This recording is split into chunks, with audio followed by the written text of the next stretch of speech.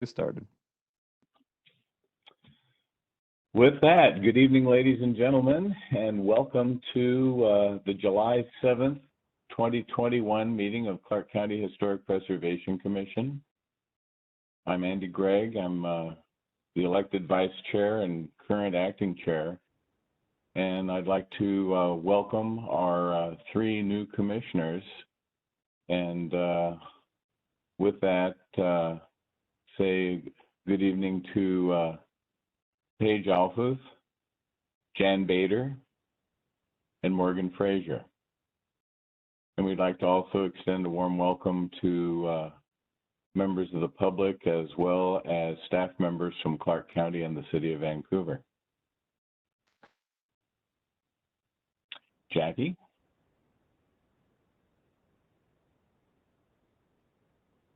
Yes, so are we moving on to roll call and introductions? Yeah, yes, My name please. is Jackie. Okay, Jackie Camp with Clark County Community Planning. I'm Dan Somerville with Clark County Community Planning. I'm Jason Nortz with City of Vancouver Development Review. My name is Paige Alfuth. I am a volunteer commissioner. I'm Shri Tirunagari, building official with the city. My name is Jan Bader, commission member. My name is Felicia Garcia, commission member. My name is Morgan Frazier, commission member. My name is Chad Eichen. I'm Director of Community and Economic Development for the city. And I am Greg Turner, Land Use Manager for the city. Mark Person, Senior Planner, City of Vancouver. Greg Foos, Commissioner.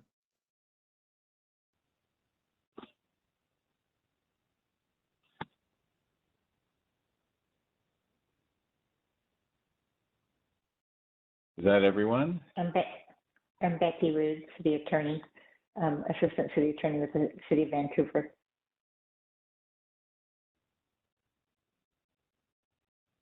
Did we hear from Phil?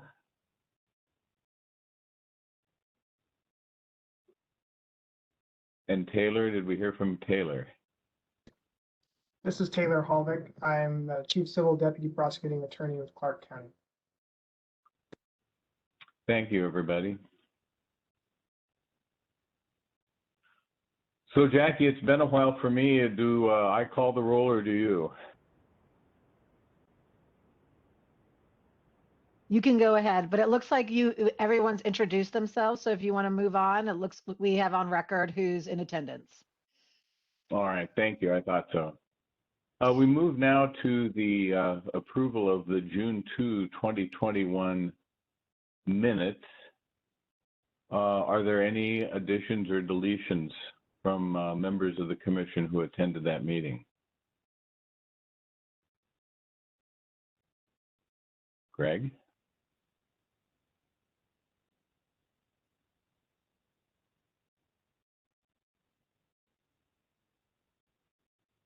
Then I would entertain a motion to approve the minutes from June 2, 2021. Do I have a motion?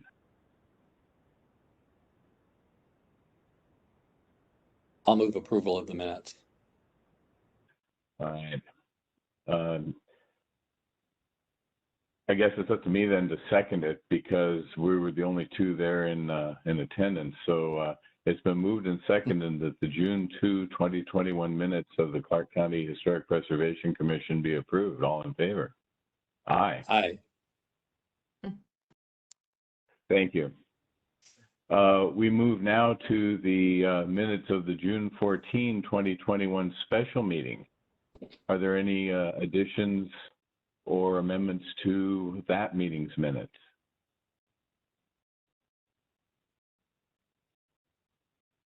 Then I'll move that we accept the minutes. Second. All in favor of approving the minutes of the June 14, 2021 special meeting of the Clark County Historic Preservation Commission, please say aye. Aye. Aye. Aye. Thank you. I think now we move into public comment. And so,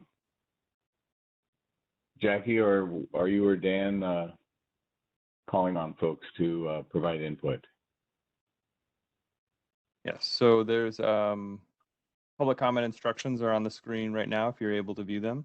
For attendees using their computer or WebEx application, if you would like to speak, please utilize the raised hand icon.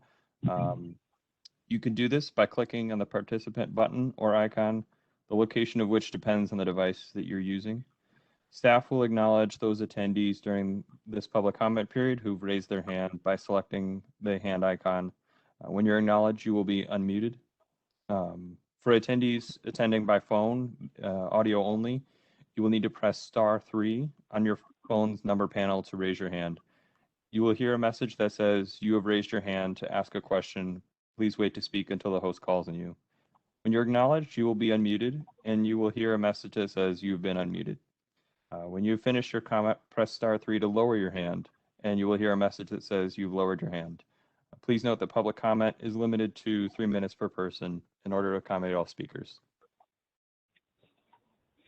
And Daniel and Chair Greg, is it true that public comment is for the items not covered on the agenda?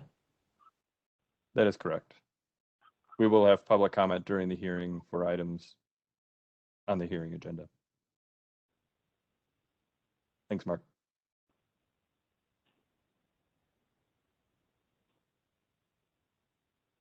All right, looks like we have one raised hand. Rob Freed, I'm going to unmute you.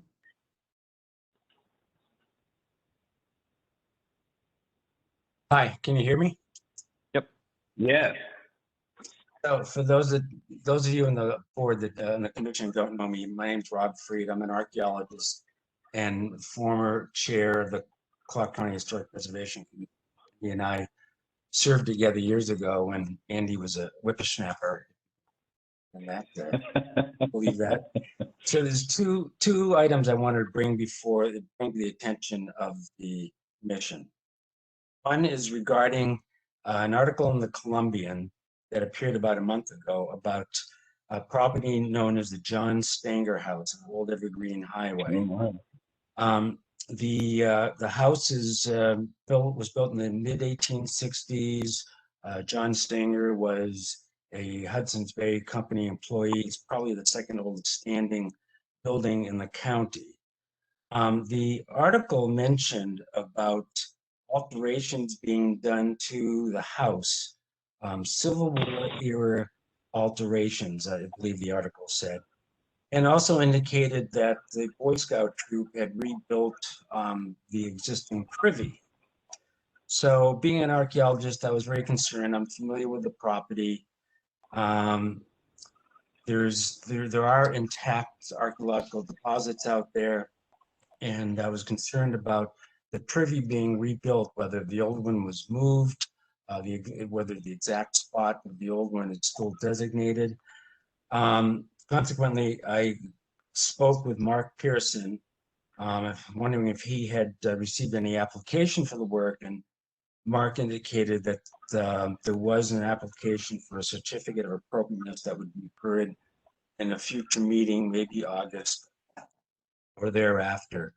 My concern then is that the property is, the Stanger House is now on a property known as the Weber Arboretum, a nonprofit developing the floral arrangements, the landscaping of the property.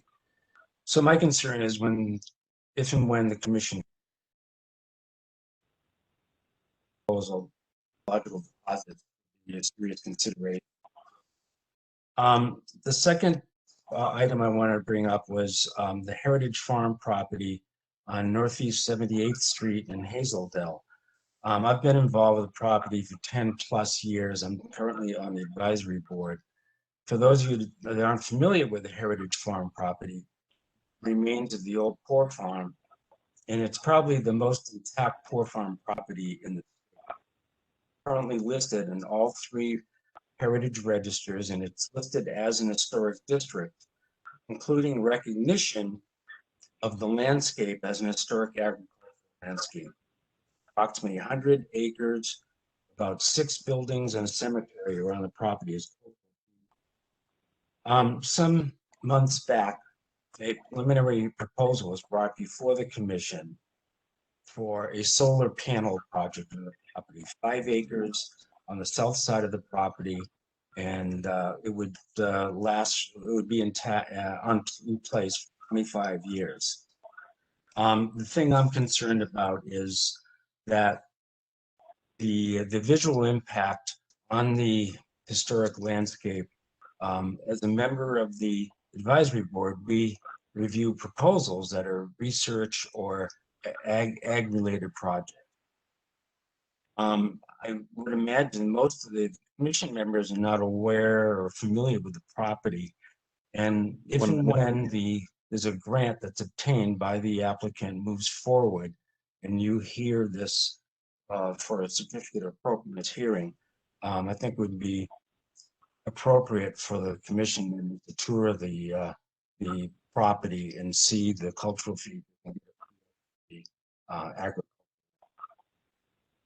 I'm not sure when that's going to happen. It might be later this year, but I wanted to it's my concern about the proposal. Thank you. Thanks. Thank you, Mr. Chairman. It was great to hear from you, and I've made notes about your 2 concerns, and I'll make sure that they're addressed when they come up. Thank you.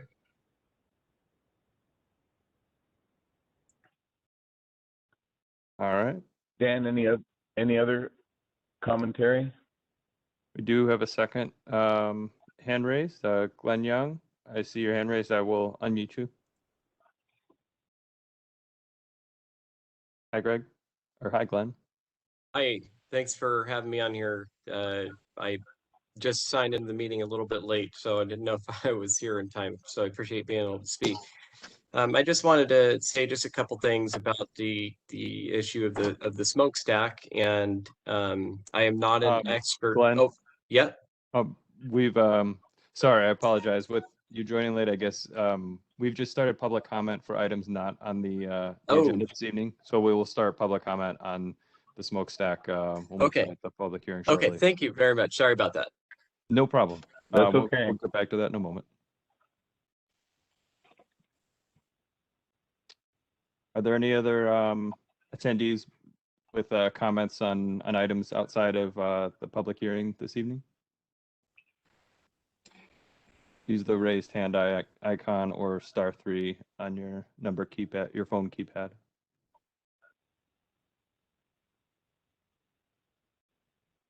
All right, Andy, it looks like there are no other at this time. Okay, Dan, would you put our agenda back on the screen, please? Thank you.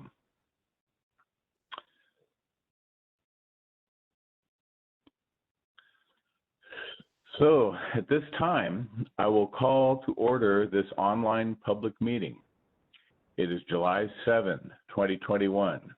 My name is Andy Gregg, and I'm the Vice Chair of the Historic Preservation Commission. You should be able to see tonight's meeting agenda on your screen. If you can't see the screen and have joined by phone only, I will announce the agenda items as we move through the meeting topics. Due to COVID-19, regular meetings and public hearings of the Clark County Historic Preservation Commission will be held in virtual meeting room. This will allow for safe participation by commission members, staff, and any citizen interested in attending.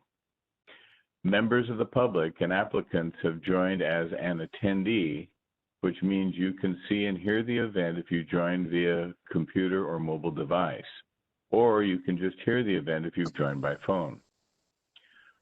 Other event participants cannot see your video and cannot hear your audio unless you are acknowledged by the commission chair or staff and are unmuted. This evening's agenda is planned as follows. First, roll call and introductions, meeting notes approval, public comment for subjects other than the public hearing, as there will be specific public comment period as part of the hearing. Then we'll have the Heritage Overlay public hearing regarding Providence Academy. We will have committee updates and announcements, old business, new business, and adjournment. We've already taken roll and greeted our new commissioners as well as other participants. At this time, we'll move on to the Heritage Overlay public hearing. I'd like to now open the Heritage Overlay public hearing for the Providence Academy, located at 400 East Evergreen Boulevard, Vancouver, Washington. And the matter we're taking up is the smokestack demolition request. Commission members, at this time, please announce any ex parte contracts and conflicts of interest. Are there any? I would like to say that I was present at the June 14th, 2021 special meeting where the demolition was discussed by the commission. Okay, I would like to say that prior to retiring a year or more ago, I was the city's point person on the management of the Historic Reserve.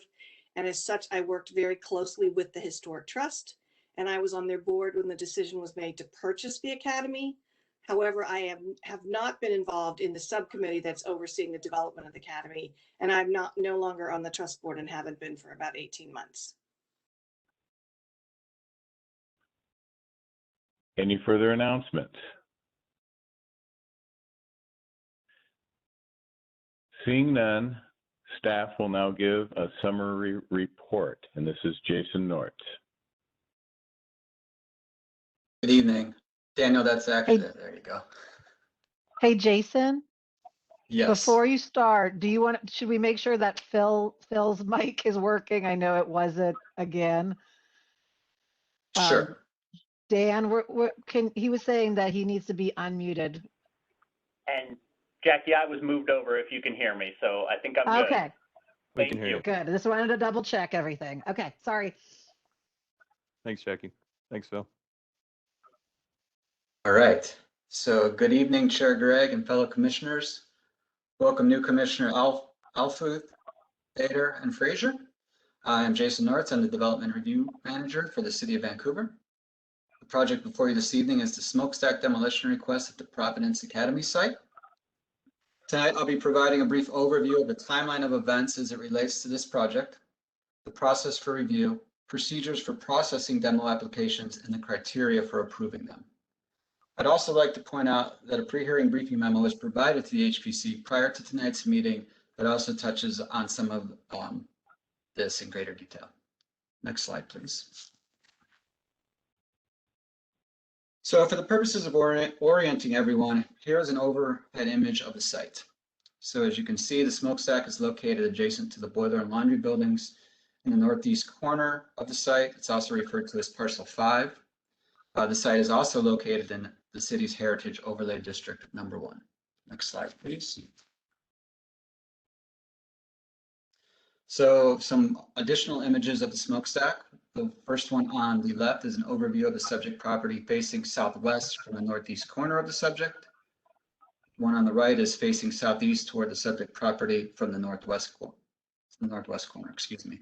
More detail regarding the history of the site will be provided as part of the applicant's presentation. Next slide, please. So the next two slides I'll be showing you provide a timeline of the events as it specifically relates to the smokestack. A more detailed timeline is provided in pages 2 and 3 of the staff report the city provided. So just for the sake of brevity, this is a more condensed timeline as it specifically relates to the smokestack. So in January of 2018, the city received an application for redevelopment of the site. In May of that same year, the city met with the Historic Trust, who's the property owner, to discuss safety concerns related to the boiler, laundry, and the smokestack buildings. In July of 2019, the property owner submitted an engineering reports detailing the structural condition of the boiler, laundry, and smokestack buildings. In August of that year, the city required the property owner to provide an action plan to address the next steps for all three of these structures. The action plan was required per the direction of the building official, and it was to be provided by March of 2020, but that was ultimately extended to September of 2020 due in large part to the COVID pandemic. Next slide, please. So then on September 1st of 2020, the property owner filed a request for an unfit building determination for the smokestack. And that follows the Vancouver Municipal Code that deals specifically with unfit buildings. December 15th of that year, the building official deemed the smokestack unfit per Vancouver Municipal Code 17.32 and ordered it repaired or demolished. And in January of this year, the property owner filed an application for demolition permit for the smokestack. And that leads us to where we are this evening.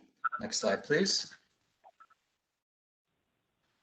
So as I alluded to on my first slide, I'll kind of just be touching on some of the overall process and procedure for how the HPC's role relates to what we'll be discussing this evening. So really quick. Per chapter 20.510.050A-3, a structure that is listed on the National Register of Historic Places and such structures located within the Historic Preservation Overlay District shall not be demolished except in the following manner. And those two ways are subsection A and subsection B. Subsection A deals with the process identified in 1732 that specifically deals with unfit buildings. And if the building official has ordered the structure to be demolished, that is one way that it can be demolished, which is the case, as I know you're aware of, for the boiler and laundry building.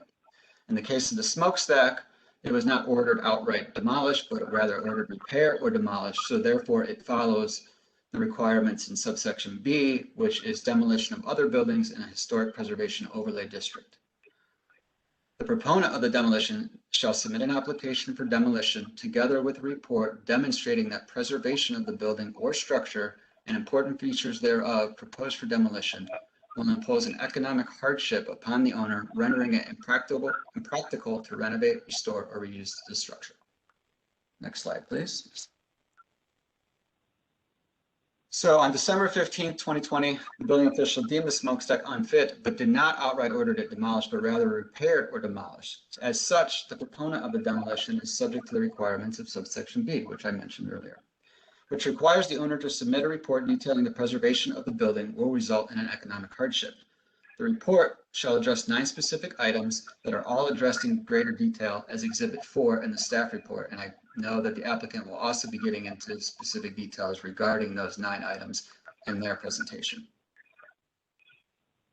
Next slide, please.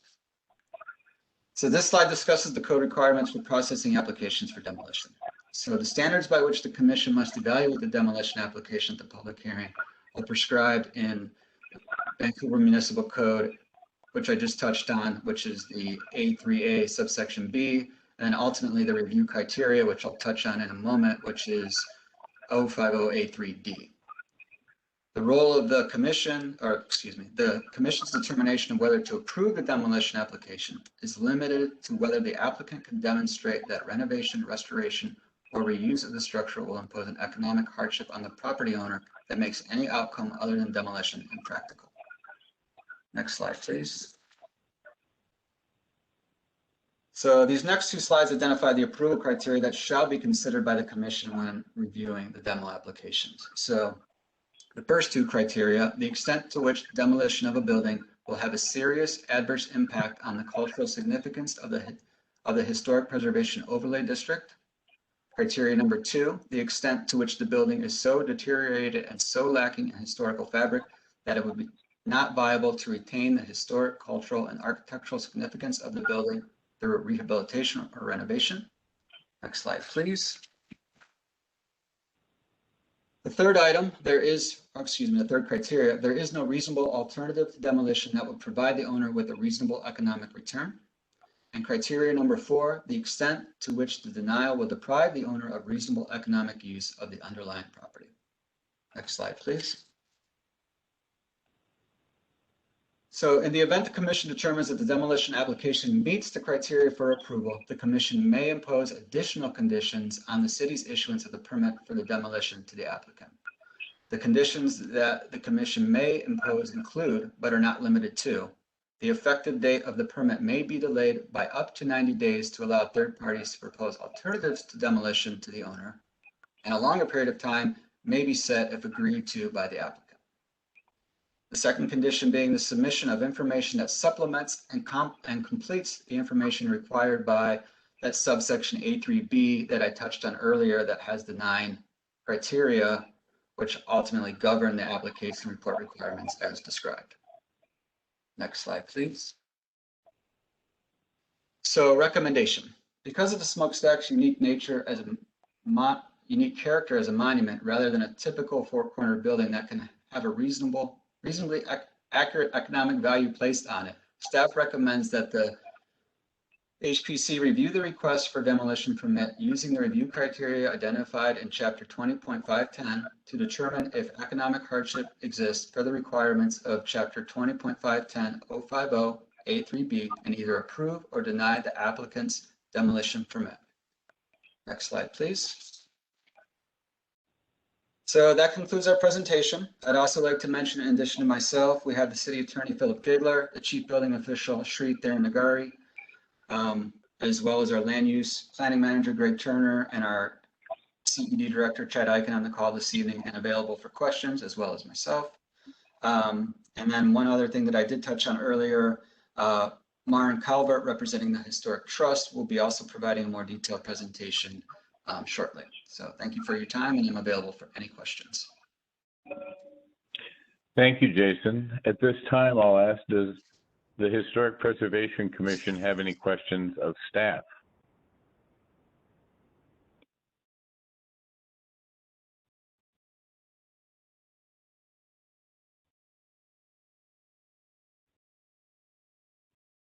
I have a question. Please, Greg. Can you, Jason, just update us on the status of the SEPA review of the demolition? So the SEPA review, I believe the notice or that the SEPA actual, the notice closed on, what was it, June 25th, and we are reviewing all the comments we received, and we will be taking next steps on that shortly.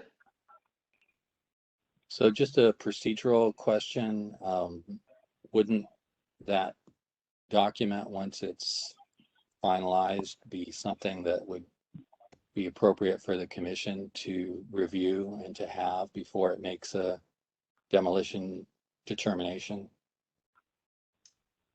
I'll defer to our city attorney on that one just because of the SEPA and how that relates to the HPC's purview. And this is Philip Gigler. The SEPA determination and the mitigation measures under SEPA are going to be separate from whether or not this commission finds that the application from the Historic Trust does or does not meet the requirements, because the analysis for whether or not to issue the demo permit is pretty detailed under 2510. So the only way those mitigation measures would kick in is if this commission ordered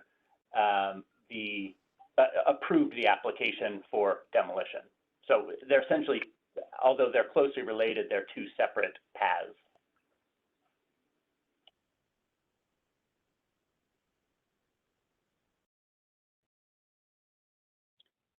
Any further comment from commission members?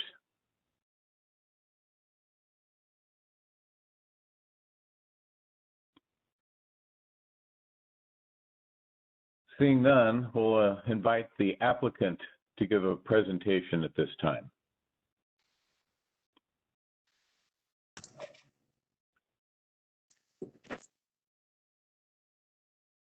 Thank you, Commissioners. This is Maren Calvert from Horenstein Law Group on behalf of the Historic Trust. I need to ask a question. Would this be the appropriate time to raise the Trust's objections based on the appearance of fairness doctrine?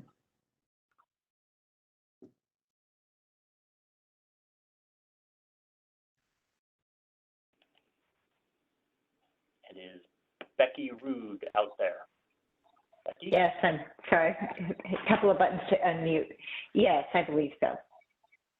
Okay, thank you. The appearance of fairness doctrine requires the commission to be impartial when presiding over the hearing tonight. In fact, our Washington and the United States Supreme Courts have affirmed that our system of jurisprudence, including administrative hearings, demands that there must be no question or suspicion as to the integrity and fairness of the system. That means justice must satisfy the appearance of justice. That's from Chicago versus Washington State Human Rights Commission, 87 Washington 2nd 802, quoting Offutt versus United States 348 US 11. That means the commission must not only be actually impartial, it must also appear to be impartial. The question before the commission at the moment, therefore, is whether a reasonable, disinterested person informed of all the facts would have questions or grow suspicious about the integrity of this body. If questions or suspicions would reasonably be raised, then the challenged commissioners must be recused. Here are the facts leading up to tonight's hearing. For more than a year, Sean Denniston, the chair of the Historic Preservation Commission, presided over several HPC meetings and then recused himself from his position as chair so he could appear directly and vociferously against any action related to the Historic Trust. It is important to note that the agenda for those meetings over which he presided contained Mr. Denniston's public comments, and those comments were part of the public record. Thus, every member of the public who attended those meetings knew that Mr. Denniston, who had just stepped out of the chair of authority, was not simply a disinterested member of the public. Everyone knew Mr. Denniston was the leader of and the chair of the very commission that was being asked to make a decision that day. What the public did not know, and likely the other commissioners did not know, was that in 2018 and potentially before, Mr. Denniston repeatedly submitted his application and resume to the Historic Trust CEO, Mr. Michael True, asking to be hired. According to Mr. True, Mr. Denniston repeatedly asserted that he was the only person qualified to lead the Trust's preservation efforts at the Providence Academy. Commissioner Denniston wanted a job, and he didn't get one. Mr. True repeatedly declined to hire him.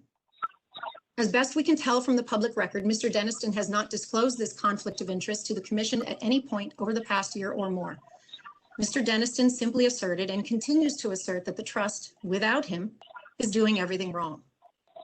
5 years ago, the Washington Supreme Court held, quote, the self-interest of one member of the Planning Commission infects the action of the other members of the commission regardless of their disinterestedness, end quote. Buell v. Bremerton, 80 Washington 2nd, 518. The facts leading up to this hearing tonight, some of which I will recite below because I have to by law, prove this comment to be true. Commissioner Denniston's fellow commissioners knew him and trusted him so much that they failed to ask basic questions or perform any fact-checking to ensure that what Mr. Denniston told them was the truth. For example, on June 14th, the commission held a special meeting to review and comment on the Trust's SEPA application. During that meeting, Mr. Denniston submitted 2 public comments and presented oral testimony. In that testimony, Mr. Denniston wrote, quote, I want to highlight that when the Historic Trust acquired the Academy site in 2012, it was possible to go to the 2nd floor of the laundry building, end quote. Mr. Denniston cited the passage of time since then and asserted, quote, this is a classic case of demolition by neglect, end quote. He then asked the commission to hold the trust to a higher standard of SEPA mitigation to remedy that neglect. Mr. Denniston's allegations are wrong in almost every respect. Mr. Denniston does not comment on whether it would have been safe to use those stairs to go to the 2nd floor in 2012. It isn't safe now, and the stairs were already compromised in 2015, the actual year that the trust purchased the property. The pictures provided to the commission at attachments D1 and D2, many of which the commission has had for several months, including before the June 14 hearing, prove that the buildings were in significant disrepair in 2012, years before the trust owned them. Unfortunately, the commission did not question Mr. Denniston's statements or ask for any proof to support them. Instead, during the June 14 meeting, Commissioner Julie Bond repeated Mr. Denniston's allegations, saying, we're demolishing because of neglect. We're demolishing because there wasn't proper stewardship of these important structures. This is at minute 57 in the audio recording of the meeting. Commissioner Greg Foos also apparently adopted Mr. Denniston's statements. At 1 hour and 40 minutes in the audio recording, Commissioner Foos said, we're trying to send the message that it's not okay to just neglect the structures and then come in and demolish them and basically take away any other options. We want to send a strong message that that is not the way to go. During that meeting, the commission's attorney, Rebecca Rood, expressly advised the commissioners that a SEPA application is not about whether demolition is appropriate in the first place. I would posit, by the way, that a SEPA application is also not about punishment or retribution. A week later, Ms. Rood again advised the commission in writing that whether the buildings had been neglected or not was not properly before them. Nevertheless, on June 22nd, the commission filed a public comment repeating Mr. Deniston's unsubstantiated allegation of neglect 9 times. Mr. Deniston's public comment on the SEPA application, in contrast, used the word neglect only once. This means the commission took and ran with Mr. Deniston's unsubstantiated allegations against the advice of counsel and without any evidence or proof. A reasonable disinterested third party would consider these facts to be suspicious and have well-founded questions about the commission's partiality. But there's more. During that same meeting, Commissioner Bond dismissively asserted at minute 53 that the trust proposes to, and implied the trust desires to, simply put materials from the buildings in a landfill rather than preserve them. This statement is not accurate, and it repeats inaccurate statements from the June 2 monthly commission meeting. The files before the commission tonight and those in the commission's possession for months are replete with facts and evidence about the trust's efforts to preserve the smokestack boiler and laundry. The trust has spent years and tens, if not hundreds of thousands of dollars to find a way to preserve and restore them. Not every piece of these 100-year-old buildings can be saved. Numerous shear tests by engineers have proven that many of the bricks are deteriorated or unstable, and the commission has those reports. Other analyses have proven that many of the building materials are covered in soot, grime, and biological growth. The commission has those reports too. The boiler was designed to and did burn a variety of unknown substances for decades. The laundry used numerous chemicals. The smokestack funneled exhaust 80 feet in the air and was filled with decades of soot and residue. Not all of those materials can be saved. The suggestion that the trust would throw valuable historic materials or artifacts into the landfill is absurd. The assertion that the trust would irresponsibly throw materials or artifacts that are covered in hazardous materials in a landfill is equally preposterous. The trust has and is continuing to do all that it reasonably can to preserve and memorialize these historic structures. Commissioner Bond's unfounded assertions to the contrary indicate that she's biased against the trust. But Commissioner Bond is not alone. During the commission's June 2nd monthly meeting, over which Commissioner Deniston presided, Commissioners Gregg and Kapitanovich commented offhand that in addition to the trust's salvage and mitigation efforts related to the smokestack, the trust should be working to salvage its reputation. Jokes about an applicant in a public forum during a formal meeting governed by the Washington Open Meetings Act are unprofessional and inappropriate. During that same meeting, the commission discussed how it would, in the future, decide the fate of the trust's smokestack demolition application as it is here today. The public, therefore, was openly and unabashedly informed that at least 2 of the commissioners at the June 2 meeting did not respect and were not impartial about the historic trust. The commissioners' snide comments that went unchecked by any other commissioner in attendance at that meeting indicate that the commission's bias cannot be cured. At the end of the June 2 meeting, which was the last meeting over which Commissioner Deniston presided, during the member recognition phase of the agenda, Commissioner Gregg stated that Mr. Deniston had had more impact on the commission during his recusal time than he had had in his role serving officially as the commission chair. That statement is at 1 hour and 48 minutes in the recorded proceedings. One of the other commissioners laughed in agreement. When a commission jokes and laughs in public during an official meeting about how much influence Mr. Deniston had exercised over them, a reasonable, disinterested third party would have questions and suspicions about the commission's ability to be impartial. For these reasons, the trust objects to the involvement of Commissioners Bond and Gregg on the grounds of their expressly disrespectful and dismissive statements made during the June 2 and June 14 meetings. Those comments evidence actual bias.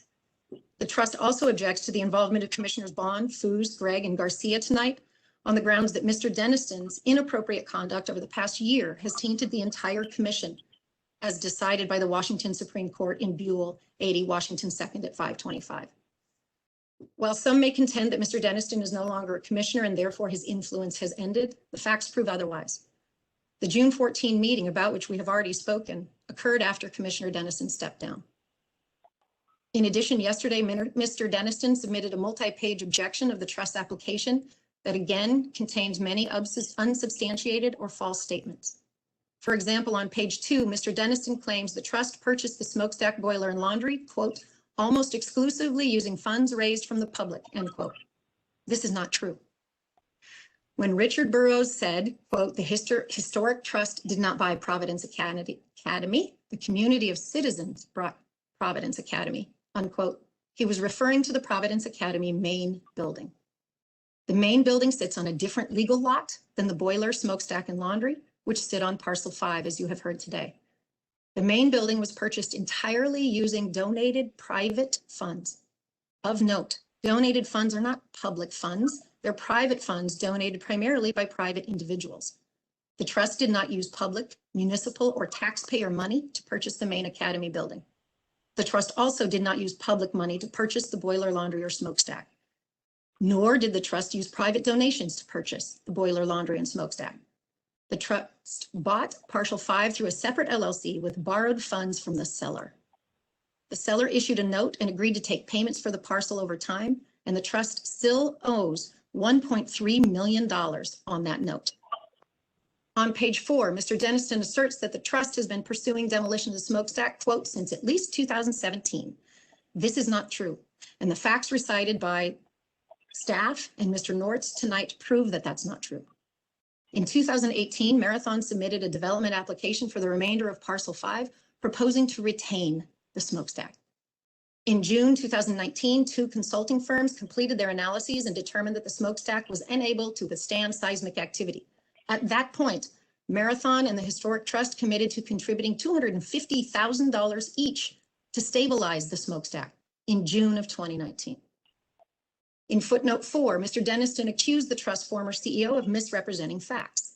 According to Mr. Denniston, Mr. True misrepresented the trust's efforts to work with the Department of Archaeology and Historic Preservation, or DAP, because the first time DAP saw the project was less than 2 weeks before the May 2018 open house. Mr. True's statements about working with DAP on a project, though, are not the same thing as when DAP actually saw the project. Working on and seeing a project are 2 different things. Mr. Denniston has presented a false equivalency, and he did it again in the same footnote. Mr. Denniston asserted that Mr. True misrepresented the facts when he said there were no plans to develop the north side of the property in 2018. He says it's untrue because the trust had been discussing the possibility of selling the site since 2015. But a discussion about developing a property is not the same thing as having plans to do so. For those involved in real estate development, there's no doubt. Discussions and plans are very different things. Mr. Denniston asserts on page 3 that the trust delayed this hearing tonight from May 2, 2021 till today, so it could ensure, quote, nearly half of the commission turned over, end quote. Again, this is not true. The trust delayed the hearing tonight because it needed more time to determine, number 1, whether additional steps were needed to provide lateral stabilization of the smokestack so it didn't fall down if the boiler and laundry were removed and the smokestack wasn't. The trust also needed to update the financial estimates for the report that was required tonight because the stabilization proposals that it had were more than a year old. Mr. Denniston's inability to present facts objectively is a threat to the commission's ability to engage in unbiased, impartial fact-finding. Accordingly, the trust respectfully requests that the commissioners who remain and preside over the hearing tonight include only those commissioners who can be impartial and those who appear to the public to be impartial. The trust does not object to Commissioners Bader, Frazier, and Alfuth in these proceedings as they are new to the commission and did not serve with Commissioner Denniston. The trust acknowledges that Commissioner Frazier submitted a public comment in opposition to the trust SEPA application, but the trust welcomes constructive feedback. Based on her commitment and the other commissioners' commitment to preside impartially and fairly, as is suggested in these proceedings, the trust accepts Commissioner Frazier at her word. We thank the commission for the time and attention that it has provided to this important matter. And we hope that you will seriously consider the due process concerns that are presented by Mr. Denniston's action. Thank you.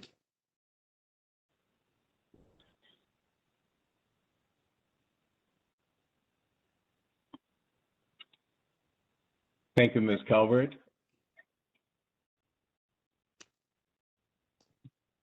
Do any members of the Historic Preservation Commission have questions for the applicant?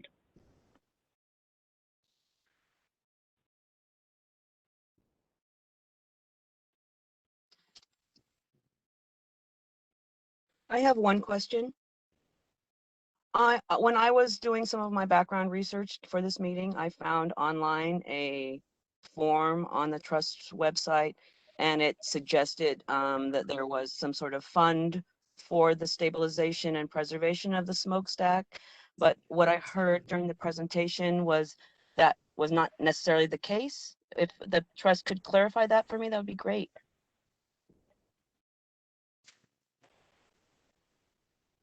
I'm not sure who spoke because the screen didn't light up.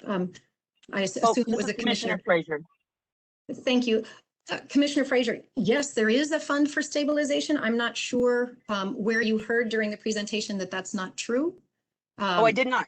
No, I was asking for clarification.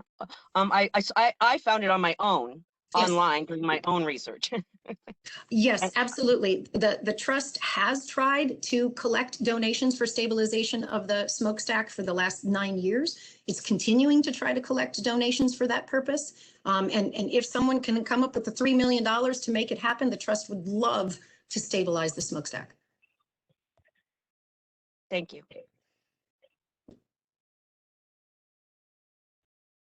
I just have a question. Is this the only presentation from the applicant that we're receiving tonight? No, as I understand the rules of procedure, the applicant is required to assert any appearance of fairness objections at the outset of the hearing, or those objections are otherwise waived. As I understand the procedures, that means the commission needs to decide if any of its members should be recused. And once that decision is made, then the substance of the proceeding can continue. But I defer to the commission's attorney on those issues.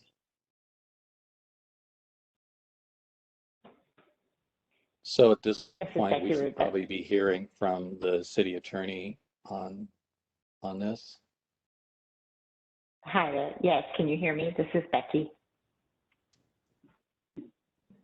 We can hear you, Becky. Okay. Yes, Mary's correct, and I guess Taylor can also perhaps chime in terms of the historic preservation's rules of conduct for how it proceeds with the meeting. But I've addressed this in my memorandum because it's part of the City of Vancouver's code, that any determination of public hearing is subject to the state appearance of fairness doctrine. And so because the applicant has asserted that there are conflicts of interest or a lack of fairness, then that the commission needs to decide whether certain members need to recuse. If there is no change and all members participate, even in the face of the applicant's assertion that there is an appearance of fairness, and the applicant has a basis to challenge those votes that are made by members that the applicant believes cannot provide a fair hearing.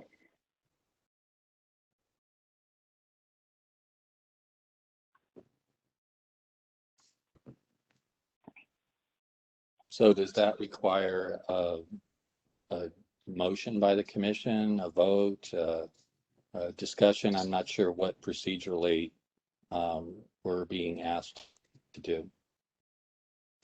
Well, and this is where I'll need help from the county staff in terms of the number of commission members, because if it results, I don't know what the number required, if you'd still have a quorum, and I guess it's for the individual members that were, I kind of lost track of which members were identified as objectionable to the applicant. So I believe it's to those individual members, to the commissioners, to respond. And then it's not a motion, it's the individual conduct. So it's not a commission decision per se, as I understand it.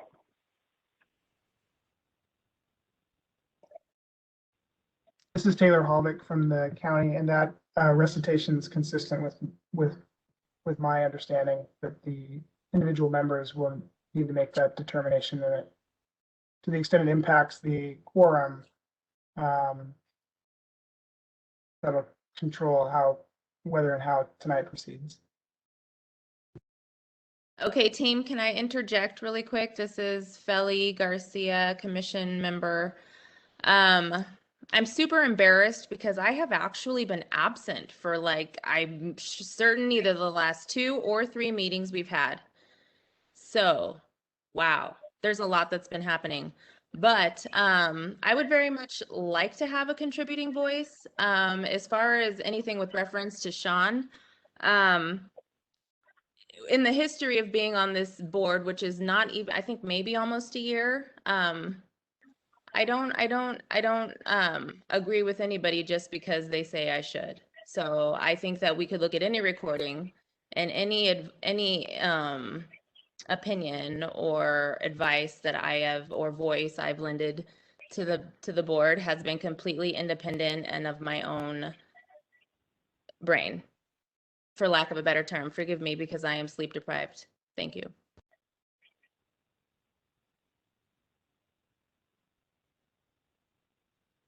So I guess I'm still looking for a clarification from legal counsel. Does each commissioner need to make a statement then about whether they believe they should recuse themselves or not?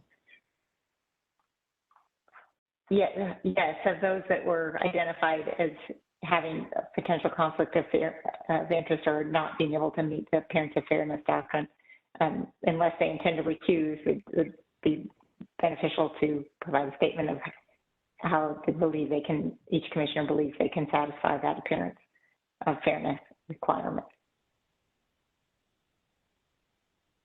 Okay, well, I guess I'll go next. I second agree with Commissioner Garcia's comments that I can certainly keep a completely open mind, and I'll look forward to hearing all the testimony on this application before any determinations are made. I guess the other thing, this is Becky again, the other thing to add is if I know that the Vice Chair offered an opportunity to disclose any ex parte communications or conflicts of interest or things that would potentially appear to be issues of fairness, those, if anybody has thought of anything that they thought, oh, I should have actually disclosed that, this would also be the time to disclose that, because disclosure is part of the process of actually being able to provide a fair hearing.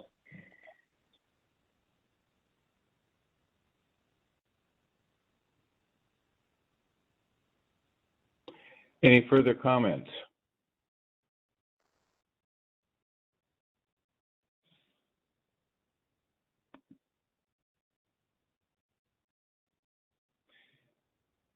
So no further comment of the applicant. Are there other comments? Commissioner from Gregg, the that's not applicant? true.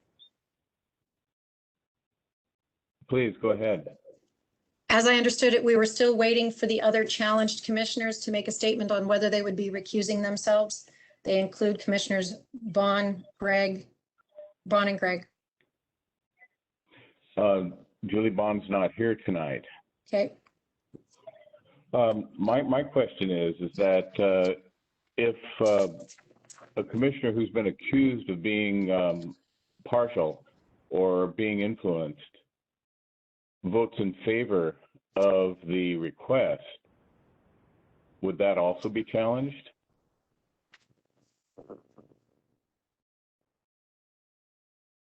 I'm sorry, are you asking me or your counsel? I was asking Becky. I'm here. I have to mute 2 things to get back, so it takes me a moment. I apologize for the delay. I guess it's theoretically possible that a party on the other side, if the decision or determination were to come out in a way that they did not like, they could raise the question of the commission. They could equally raise the question of the commissioners being biased on behalf of the applicant as part of their appeal. And so regardless of the way one votes, or regardless of whether or not one recuses oneself, it leaves the door open for an appeal on either party. Is that correct?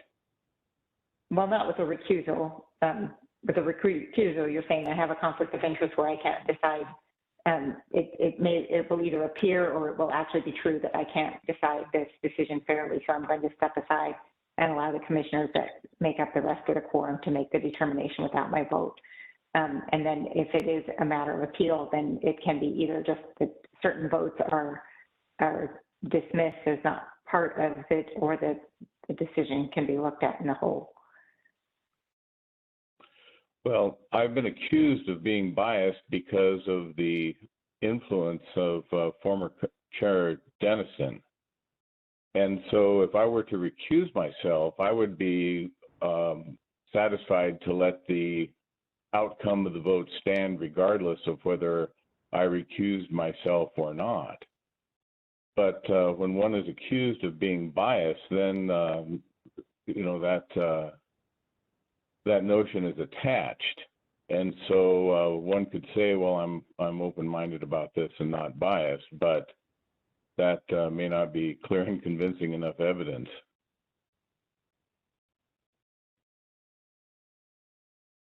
Yeah, I mean, it's a difficult situation because the appearance of fairness obviously depends on the vantage point of who's looking at it. So the best I can do is to leave it to your conscience of if you're able to address and say, hey, I hear your concerns, but I can assure you that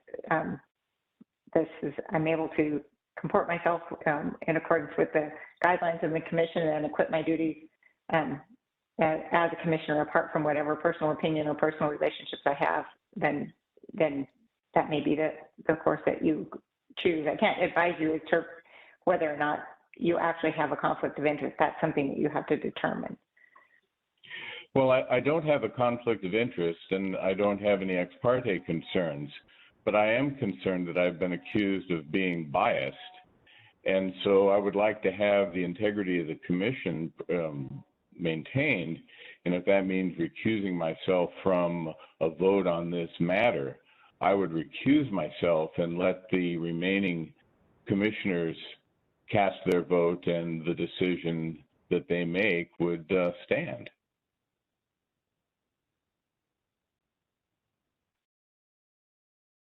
And that's a reasonable course of action that would, I think, satisfy the challenge of the applicant and also leave the commission whole to proceed in hearing this, to get a determination on the merits of the because as vice chair, it became my duty to conduct the meetings when Mr. Dennison recused himself, and so you can't take that back. Yes, it's a difficult situation that you're in.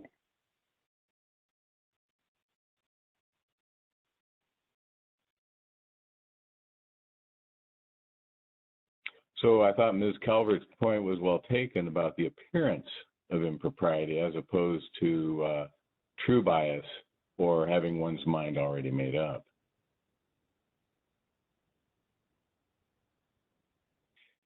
Any other input from fellow commissioners? I just want to say that I truly, truly do appreciate the integrity with which we're making this decision. And I am so sorry that I've been absent because these matters are important to us.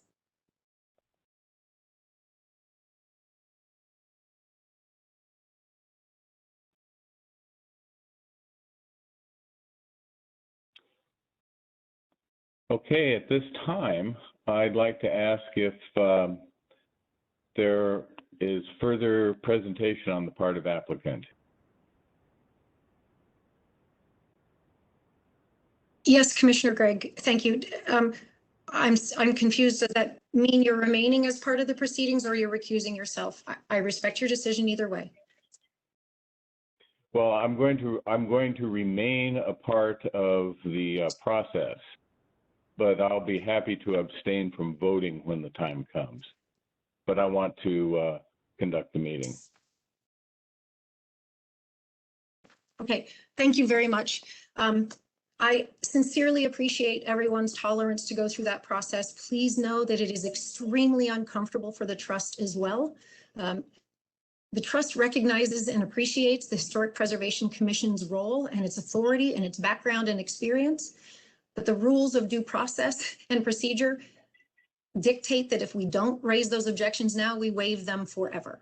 So it makes it really uncomfortable for all of us, and I appreciate your integrity and willingness to consider these important issues. So the trust is here today to discuss the unfortunate proposed demolition of the Providence Academy smokestack. Next slide, please. While the city staff have advised us that the demolition permit application for the boiler and laundry do not require the commission's review, the trust recognizes the commission's role in reviewing and advising the city council on all historic buildings. So we have submitted information regarding the proposed demolition of the boiler and laundry as part of our materials and are prepared to discuss them tonight as well if the commissioners desire. The Providence Academy site, located in what is now Historic District Overlay 1, was established in the late 1800s by Sister of Providence, Mother Joseph of the Sacred Heart. Next slide, please. Mother Joseph designed the main building, which served as an orphanage school and local headquarters for the Sisters of Providence for many years. The laundry building was added by 1888, and the boiler and smokestack were added in 1910. The final class graduated from Providence Academy in 1966, and local preservationist Robert Hidden purchased the property at that point.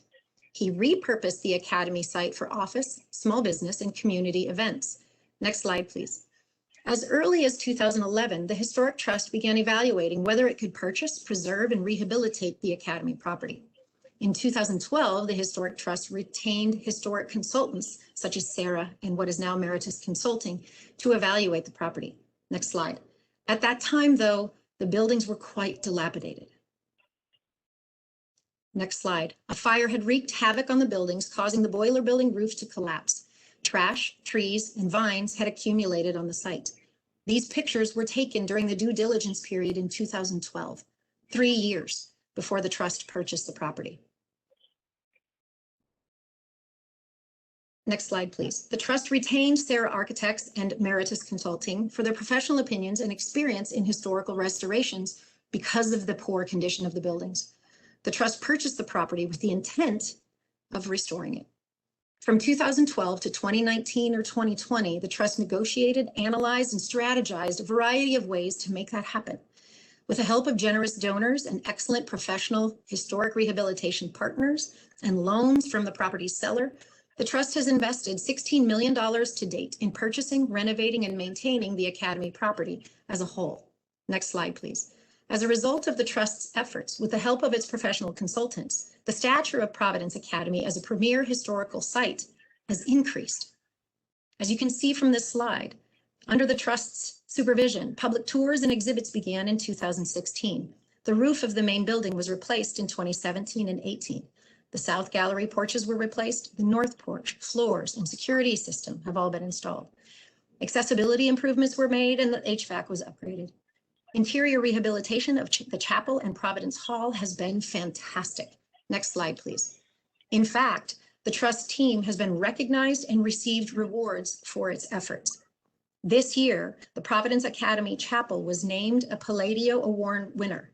The most dramatic transformation of the chapel was undoing years of whitewashing of the altar to make sure that the original historic highlights and incredible skill of Mother Joseph and team could be seen once again.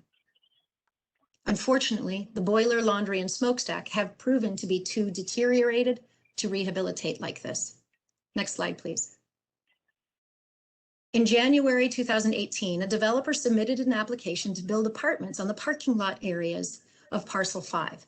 In that proposal, the developer, Marathon, and the trust planned to retain the smokestack. Next slide. Shortly thereafter, the Historic Trust and the city met to discuss concerns about public safety in and around the buildings. As you can see from the photos, the mortar between the bricks has crumbled. Bricks are missing. And next slide. People without housing were entering the buildings to get out of the cold, heat, wind, and rain, despite the trust's attempts to keep those buildings secure. There are additional pictures showing the deteriorated state of all 3 buildings provided in attachments D1 and D2. There are also pictures attached to the city's staff report. In 2019, the trust hired 3 engineering firms to analyze the structural safety of the buildings. All 3 of those consultants concluded the buildings were not safe. See attachments G through N, which are attached at Exhibit 4 of the staff report. Next slide, please. The Building and Fire Code Commission recommended that the structures be declared unfit after their review. That staff report related to the BFCC's review is attached as attachment G. The trust asked its team, Sarah Architects, Meritus Consulting, and Schomer & Sons, again, to analyze restoration and rehabilitation options in light of these pieces of information. Unfortunately, rehabilitation efforts for the boiler and laundry were estimated to cost around $6 million. In September 2020, based upon this information and the reports that were provided to the city, the BFCC input, the city code, the pictures, and the engineering analyses, the city building official declared the boiler and laundry unfit and ordered them to be demolished. In December 2020, the building official declared the smokestack also unfit and ordered it to be demolished or repaired. Mr. Denniston has asserted that this means the building official meant the smokestack could and should be repaired. Based on the information the trust has been able to gather, this is not true. I understand that the building official might be present tonight, so we could certainly ask him, but I've personally spoken with him and I've spoken with city staff members, and I was told that the building official could not determine, based on the information that he had at the time, whether the smokestack could reasonably be repaired. As I understand it, this hearing tonight is intended to make that decision. Next slide, please. Under city code, the purpose of an unfit building review is to protect the health and safety of the general public. Next slide, please. Whether a building is to be repaired or demolished, unfortunately, comes down to money.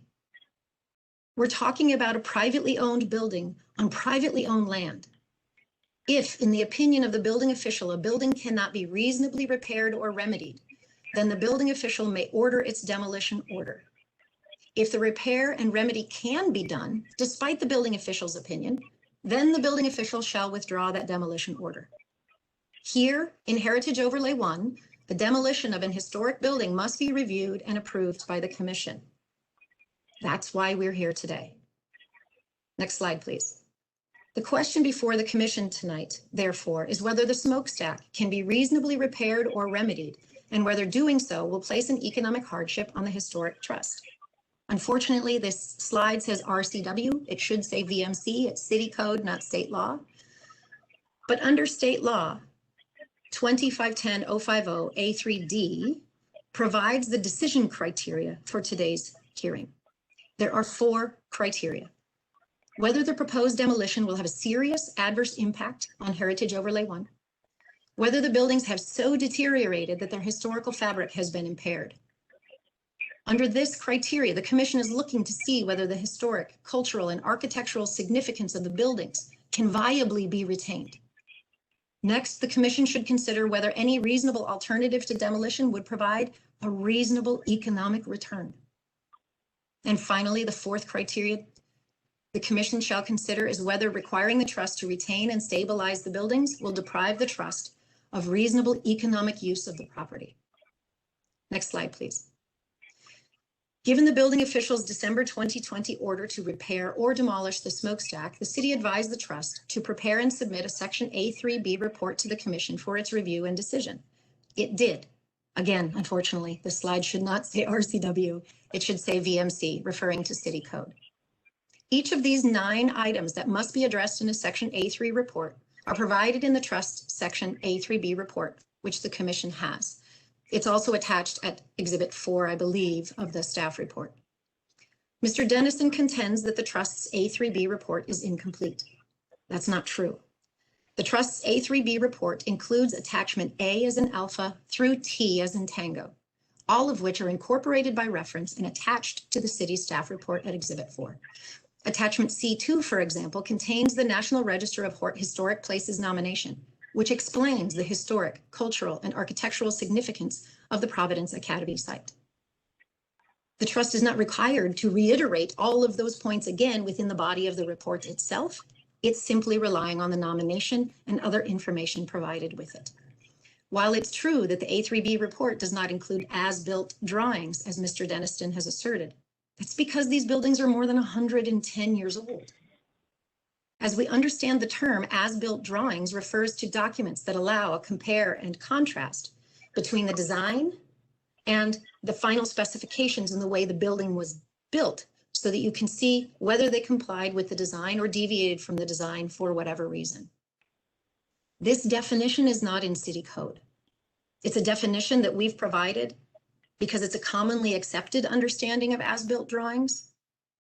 In order to create as-built drawings, then, a drafter of those drawings would need to have the underlying design specifications and access to the buildings at the time they were built in 1888 and 1910, respectively. The trust wasn't here then. It can't create as-built drawings for buildings that are more than 110 years old. The trust has researched and has not been able to find any design specifications or drawings that were created by those who constructed them. This is not unusual. Planning, permitting, design, and construction practices, all four were very different more than 100 years ago. In fact, after significant research, the trust has not discovered any drawings of the interior of the buildings other than the professional floor plans that were created in 2012, which the trust has provided to the commission as attachment C1. The trust also submitted several drawings and photos at attachments C2, D1, and D2 to provide as much information about the interior and exterior of the buildings as possible. The Historic American Buildings Survey staff, or HABS staff, who are responsible for documenting historically and architecturally significant buildings in the Library of Congress, have confirmed that under these circumstances, the floor plans, pictures, and large format exterior photographs the trust intends to take prior to demolition are sufficient to meet the needs of the HABS historical documentation requirements. Mr. Dennison's comment that the economic feasibility study required in the A3B report is lacking will be addressed later in tonight's presentation. Mr. Dennison also commented that the A3B report requirements are the criteria for the demolition application. This is not true as a matter of law. The trust suggests that the commission should consult its attorney for its legal obligations and the criteria it must follow rather than Mr. Dennison. And in fact, the commission's attorney, Ms. Rude, explained 2 weeks ago that the A3B report provides substantiating information for the commission's review, but the A3D decision criteria are what the commission is supposed to apply when making its decision. Attachment T, as in tango, in your materials reviews each of these 4 decision criteria and provides a summary of the trust's application and the trust's A3B report against those criteria to help guide the commission's decision today. Next slide, please. Criterion 1, whether demolition of the smokestack will have a serious adverse impact on the cultural significance of Heritage Overlay 1. City Code 20.510.020A1 defines Heritage Overlay 1 as primarily the site of Providence Academy, the dominant landmark and most historic building in downtown Vancouver. The main Academy building is the major historic asset in the area. Outbuildings in the grounds are also important historical architectural features. And the Academy's influence on views and the character of the environs is important. Therefore, quote, it is the policy of the city to preserve Providence Academy and critical open spaces that are integral to its site. Next slide, please. Providence Academy is a very significant cultural, historic, and architectural site. The trust knows this. The trust is dedicated to preserving this. An important thing to note about the city code we just reviewed, however, is its word choice. Next slide, please. When the city code refers to Providence Academy as the dominant landmark, it refers to a building singular. It refers to the main Academy building as the major historic asset, and it refers to the outbuildings as being also important.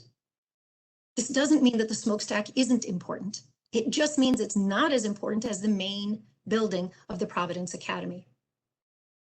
The city policy also seeks to preserve the Providence Academy, quote, and critical open spaces. But as you can see by this this code section, the definition of Providence Academy when used in the singular refers to a singular historic building. The trust agrees that the historic value of the outbuildings is very important, and they've worked for 9 years to find a way to preserve those outbuildings. but they are not the primary critical feature of Heritage Overlay 1, according to City Code. As mentioned previously, City Code recognizes the influence and importance of views to and from Providence Academy. Next slide, please. There is one view of and from the Providence Academy that is expressly protected by City Code, and that is the view to and from the main Academy building to Evergreen Boulevard. The picture on this slide is taken from City Code, Section A3A, when talking about the views and the character of the environs. And as we can see from this picture, the view that is protected is of the main Academy building. Next slide, please.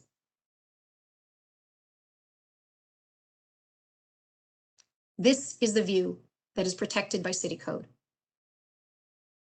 City Code also recognizes one or two view corridors looking south from 12th Street into the Academy site, but the City Code doesn't identify or define what those views are. One thing is certain, City Code does not contain any language expressly protecting views of the smokestack.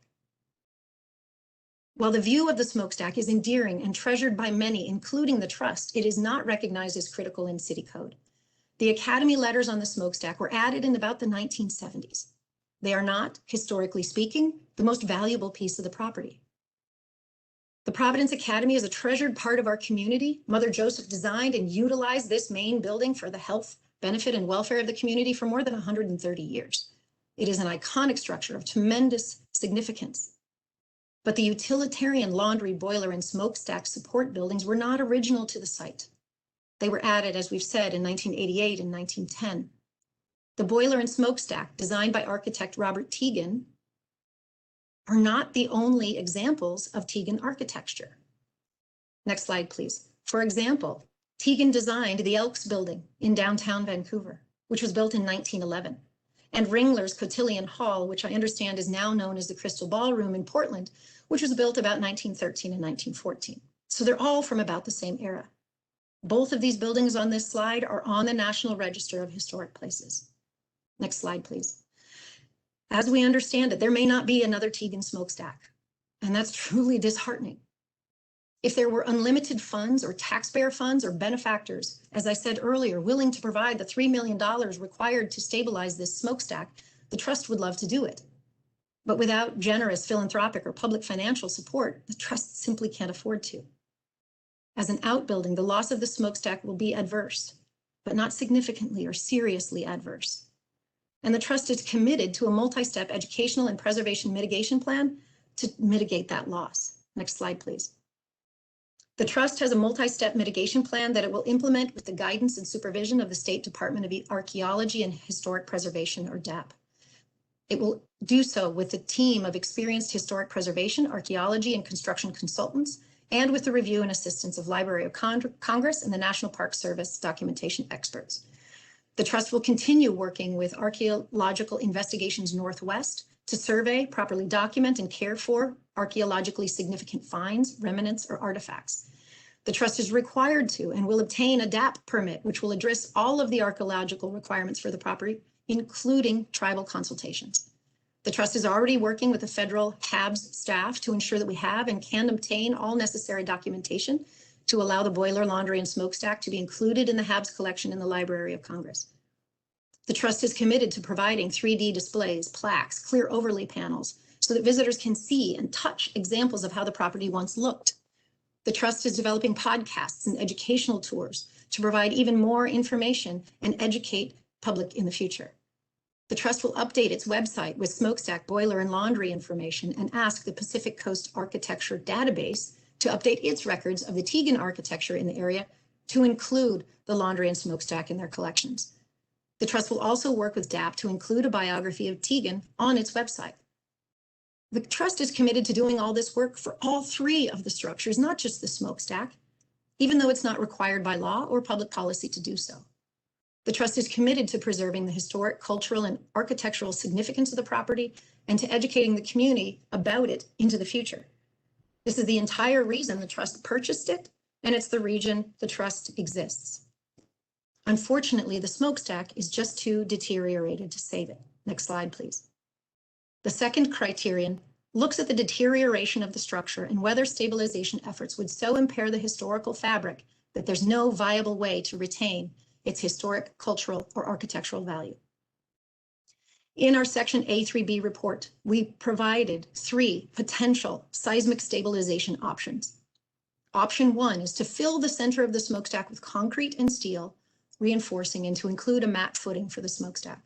Hard costs alone, meaning labor, machines, and material, are expected to be about $2.2 million. The trust would then have to pay disposal fees, taxes, permit fees, and other hazardous material disposal fees, raising the estimated cost to somewhere between $2.8 and $3 million. This is the safest option and the most aesthetically pleasing. It does the best job of preserving the historical fabric of the smokestack. Mr. Denniston has proposed that the trust should use fiber reinforced polymer, or FRP. Assuming FRP could be installed on the inside of the smokestack, which we're advised by our consultants can't be done, it would be more expensive than concrete and thus only increases the cost, making the feasibility problem worse, not better. Option 2, the trust considered in search of more financially achievable options. The trust and its consultant, TM Rippey, proposed to install 3 collars on the outside of the smokestack, connecting the ground to the ground with guy wires about 40 feet away from the smokestack. The trust discussed this option with the city and confirmed that this option alone would not satisfy city code requirements for seismically stabilizing the structure. To do that, the crews would have to go inside the smokestack, remove soot and other debris, and install a steel bracing system lacing all of the bricks together. This proposal presents significantly more risk to the work crews who have to go inside the structure and will cost between 2.6 and 2.8 million. So we're back to about the same cost as option 1 with significantly more risk. Next slide, please. Option 3 attempts to avoid the risks posed by option 2. Given that the 3 collars are not enough, option 3 sought for a solution that did not require the bracing system in the center of the smokestack. Option 3 would require 6 to 9 collars to be installed up the height of the smokestack with the guy wires as depicted on this slide. The precise number of collars is not known. It will depend on the condition of the bricks and the mortar discovered at the time of the work. This option nearly completely obscures the historical and architectural fabric of the smokestack and would cost approximately $2.5 million. Option 1 is the most desirable, but also the most expensive. Options 2 and 3 obscure the outside of the smokestack tower, and they increase the safety risk for the construction crews. Several other stabilization proposals have been made by the Commission, Sean Denniston, and other members of the public. We will address each of those in the coming slides, but need to point out here that none of those, nor options 2 and 3 would viably retain the historic, cultural, and architectural significance of the smokestack. In the trust's opinion, option 1 would accomplish that, but option 1 looks to be about $2.8 to $3 million to achieve. The remaining proposals are either physically impossible, destroy the historic fabric of the stack, or are enormously expensive. Next slide, please. All reasonable estimates have concluded that stabilization of the smokestack and rehabilitation of the laundry and boiler would cost about $10 million. This is nearly 3 times the value of the underlying land. It's 10 times the economic value of the current structures.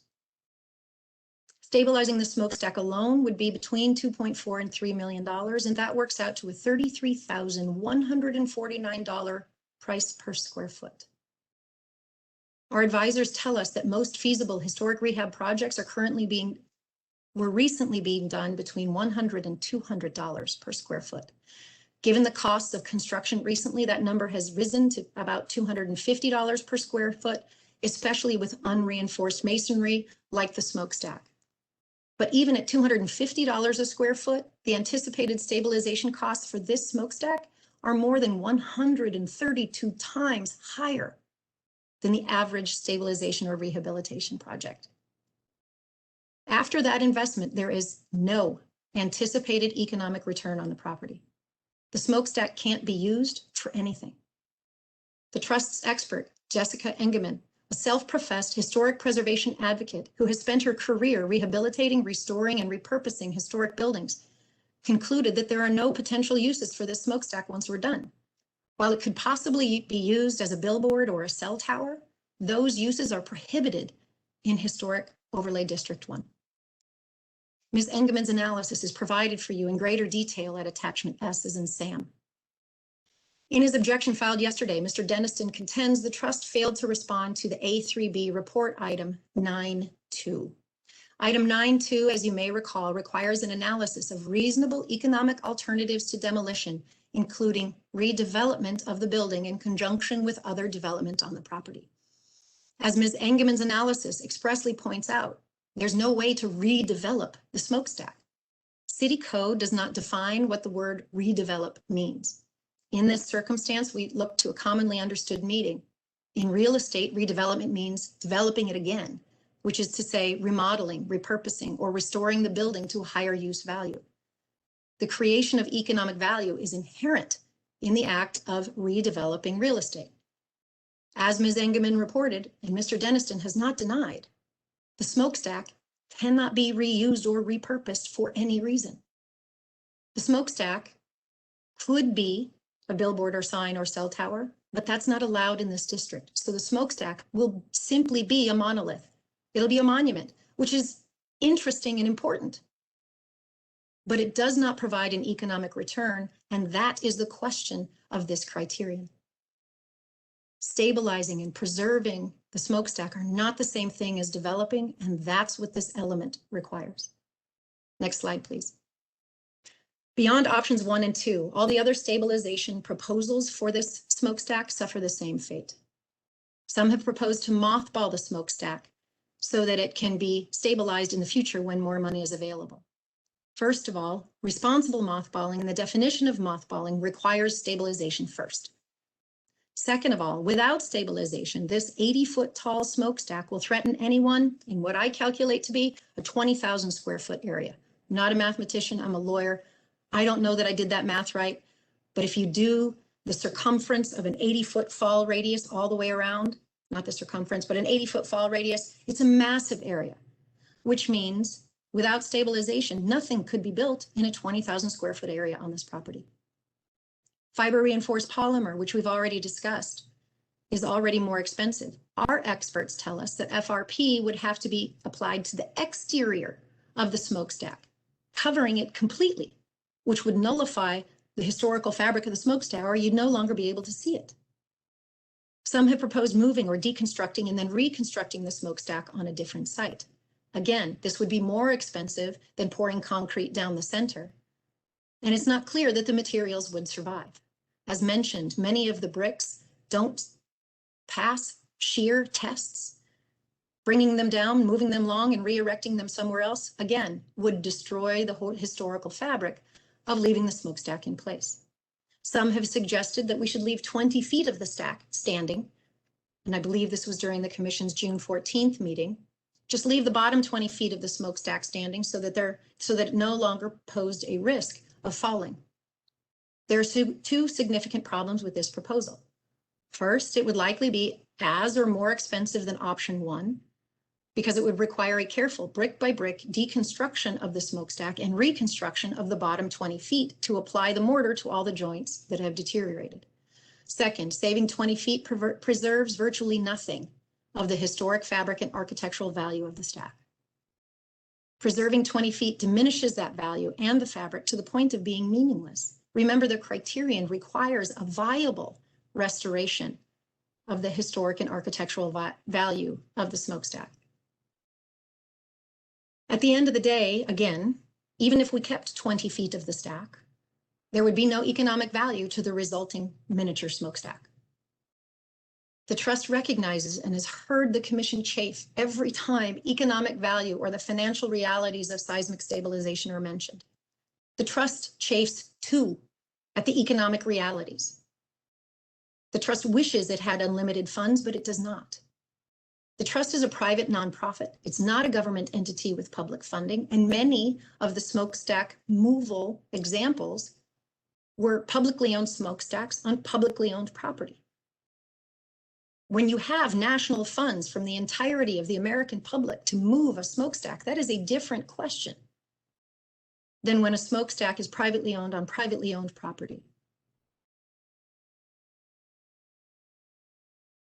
Furthermore, the financial realities, which are so uncomfortable for all of us, are 1, inescapable, and 2, part of city code.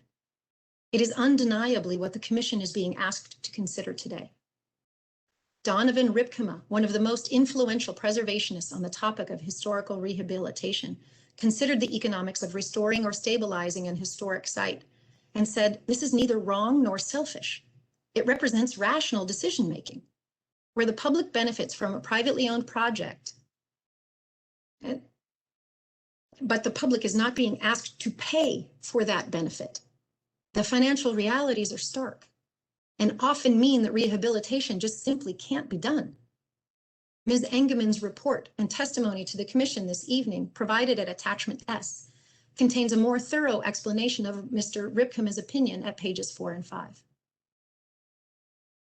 Mr. Ripkema's opinion is quoted out of one of his textbooks.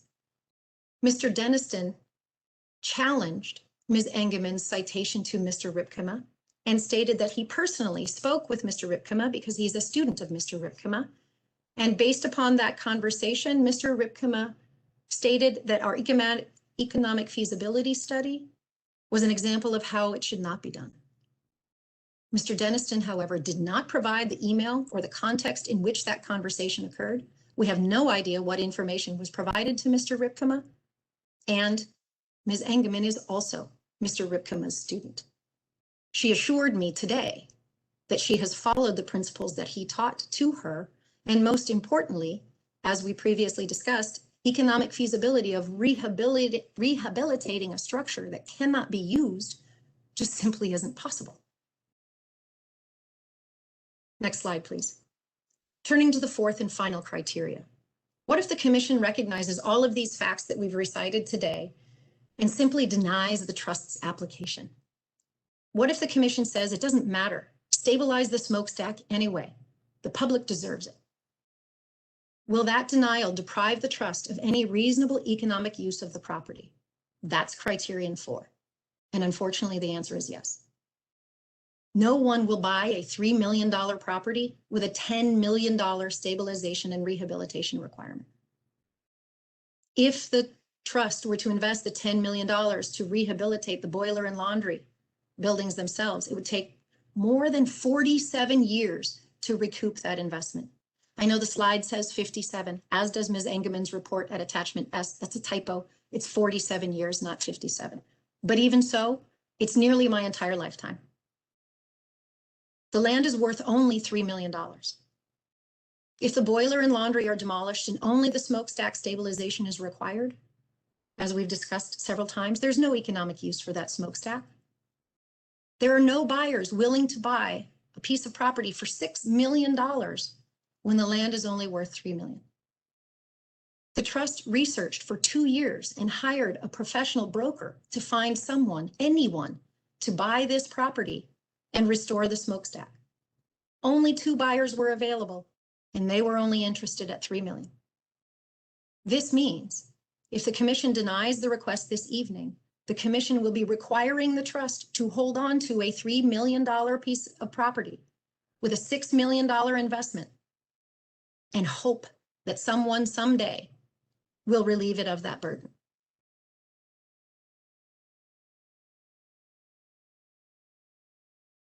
Next slide, please.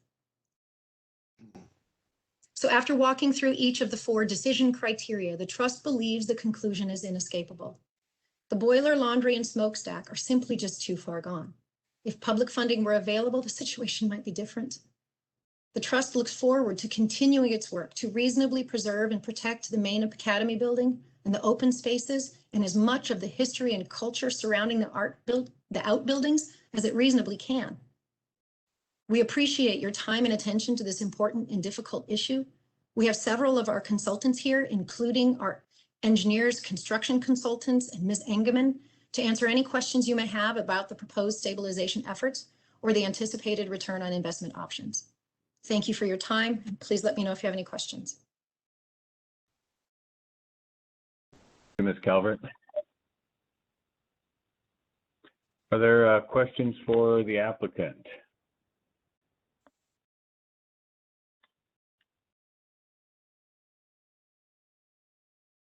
I'd like to ask one question, probably of Ms. Engelman, because it was from her documentation. She noted that the smokestack without the boiler or laundry room would not be eligible for the federal tax credits. And I'm assuming that's because one of the criteria for federal tax credits is that the property has to generate revenue. But I just wanted to have her clarify that if she would. Ms. Engelman, if you're here, and Ms. Kemp, if you could move her to presenter status, I think she can answer that question for you, ma'am.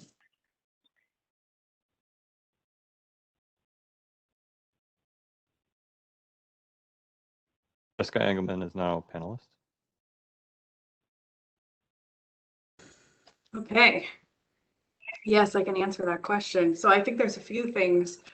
One, that the smokestack would not meet the IRS definition of a building on its own, and you have to meet the definition of a building.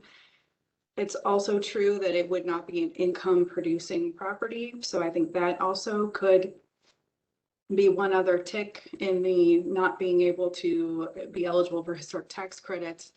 The other thing, which is a little bit more uncertain, but I feel that it's likely with the demolition of the surrounding structures that the Park Service may have a hard time with certifying tax credits for a remnant or a remaining piece. But mainly the issue comes down to the fact that it does not meet the definition of a building, and the same way that like a grain elevator or a silo or a coal type facility, those types of structures are not eligible for historic tax credits because they don't meet the definition of a building. Thank you. That answered my question. I have a question. I was just wondering if this isn't really categorized as a building, why we're applying it as the municipal code as one. I think I can understand that one. As I understand it, the operable provisions of the code apply to structures, and structure is a broader definition than building. But Ms. Rood, if you have a different opinion, please let me know. Or Mr. Halvick, maybe you. Yes, I agree. I can look at the code specifically in just a second and provide more clarification, but that's. I mean, This is a there's more Shrita to it than that, Nagari. but this is the. This is a Shrita Nagari building official. I could chime in about structure versus building as it relates to the work, the permitting and the code requirements that apply there. If I would have a moment to do that.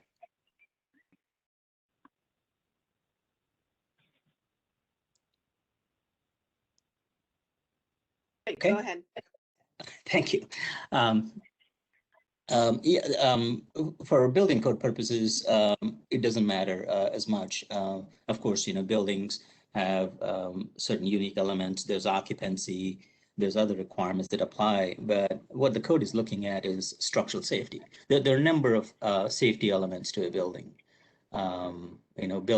Buildings that house folks that have an occupancy have additional requirements based on occupancy. But a base core requirement is structural adequacy. So whether you put in a flagpole or you put in a retaining wall or you put in a smokestack, it needs to be safe. It needs to meet structural requirements.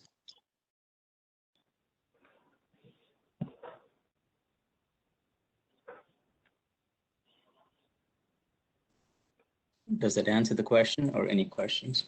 Are there any questions?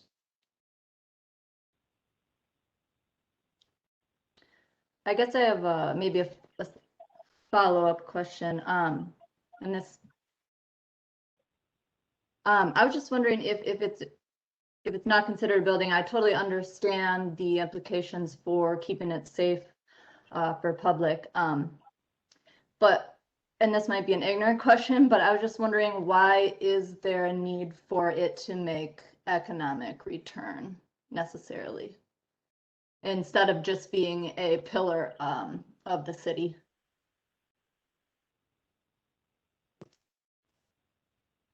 Mr. Rude, or Ms. Rude and Mr. Halvick, do you want me to answer that from an advocacy perspective, or do you want to answer that from a legal perspective?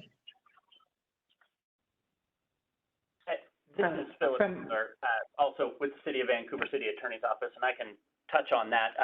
The code specifically that you are charged with enforcing in this case specifically refers to economic value.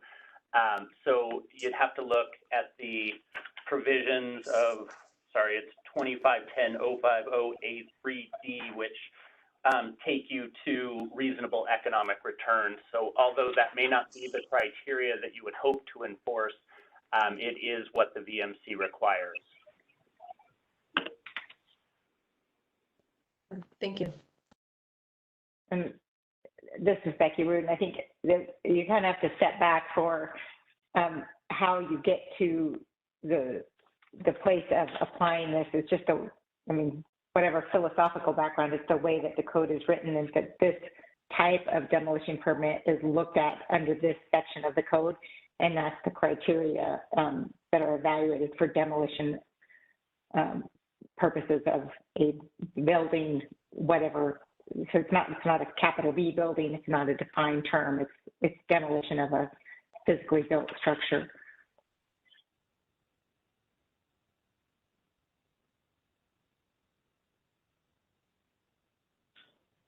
I have a follow-up question on that. And go ahead. Yeah, and this is just to help me understand how this analysis is supposed to work. Just hypothetically, if the structure were to be stabilized, wouldn't that then meet the necessary requirement to allow for the development of the remaining parcel? And wouldn't that then generate an economic return that otherwise would not have been the case if the structure had not been stabilized? I can respond to that if that's appropriate. It's the trust's position that, yes, if it were stabilized, yes, the remainder of the property in theory could be developed. The problem is the trust at that point would have invested essentially $6 million in a property that's only worth $3 million. And after spending 2 years trying to find a buyer, they only found 2 at the $3 million price point. All reasonable economic and real estate assessments indicate that the trust would not be able to sell the property for $6 million. And so it would have to take a $3 million loss, which we contend is not a reasonable economic return. The trust is not capable of developing the property on its own. It's not in the business of doing that. It doesn't know how to do it. And it would be inappropriate for it to attempt to do so. So while the remainder of the property might generate a return, we wouldn't be able to sell it. We'd be stuck with it. But conceptually, that's an appropriate framework for the analysis? In theory, if a buyer could be found and the test is a reasonable alternative with reasonable economic returns and reasonable economic use, so if we could find a reasonable buyer, then yes. Our position is that we've tried for years. Go ahead. I have a slightly different interpretation, just that the premise that's before the commission is that this structure has been deemed unsafe, and so it either has to be demolished or repaired. And so the alternative to demolition is repair, and that is the economic analysis. Is it economically feasible to repair the structure in such a way that will make it safe and satisfy the other city code requirements of having a stable structure? So I don't know if that helps clarify or not. But you're getting a structure that the reason you have to decide whether stabilization is economically feasible is because the building can't be left the way it is. It either has to be made safe or it has to be torn down. Team, this is Feli. I'm just absorbing everything. Just lending a contributing thought. It just seems to me like everything has been exercised with reference to rehab, and it only makes sense to get the best and highest use of that property and vicinity. So it all boils down to ROI, if I'm understanding it correctly.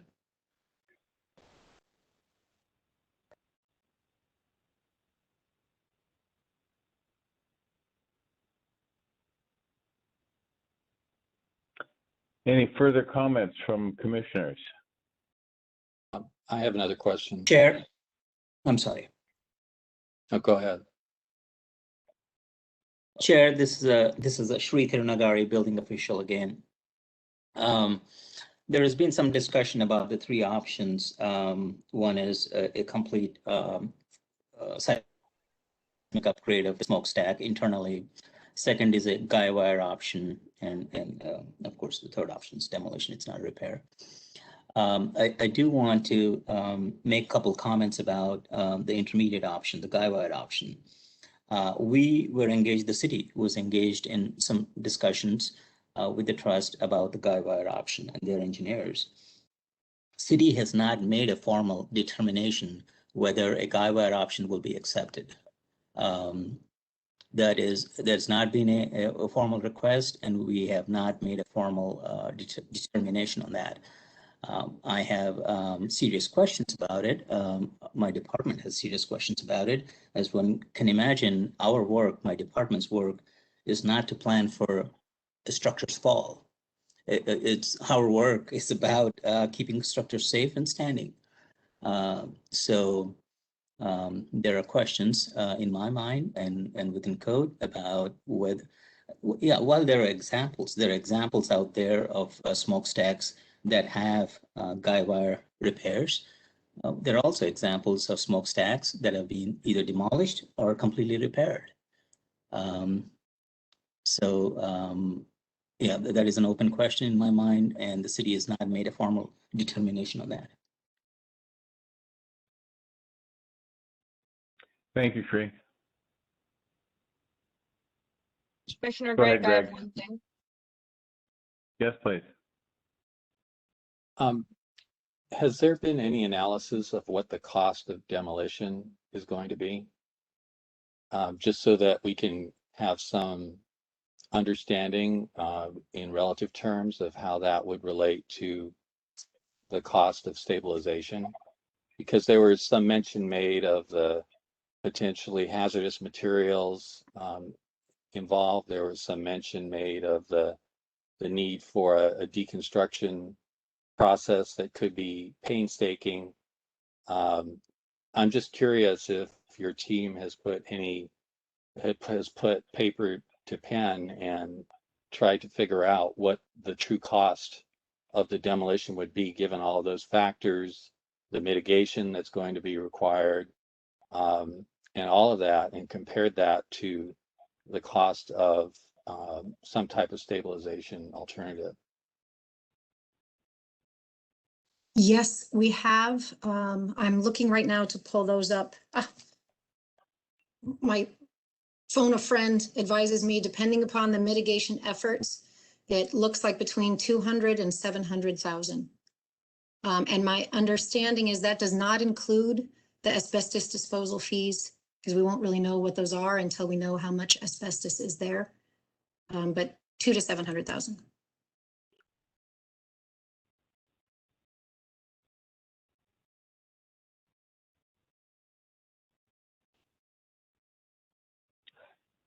Any further questions?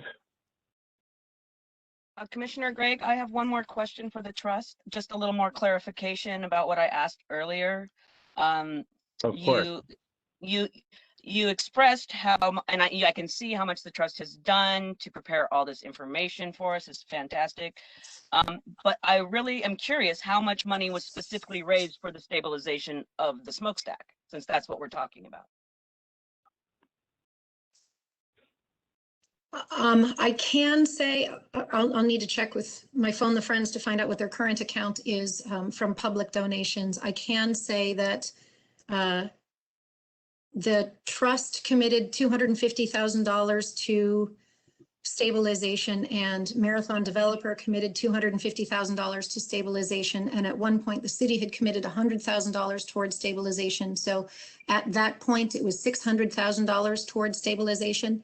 I can tell you with fair amounts of confidence that the remaining $2 million has not been raised. I can find out if we know exactly what it is. But we've really experienced significant trouble finding a donor of notable size.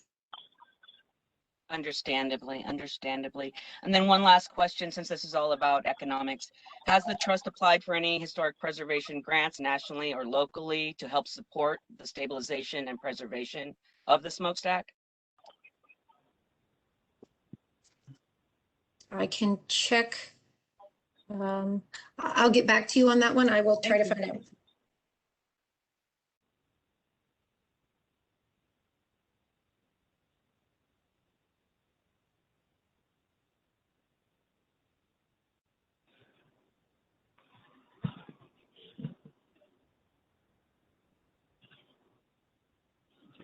Any further questions?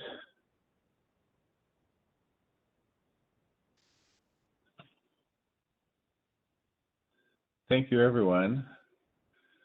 Seeing no further questions on the part of Historic Preservation Commissioners, we'll now open this discussion up for public comment. Staff will now provide instructions on how to make a public comment for those joining us through their computer or mobile device, and for those joining by telephone with audio only.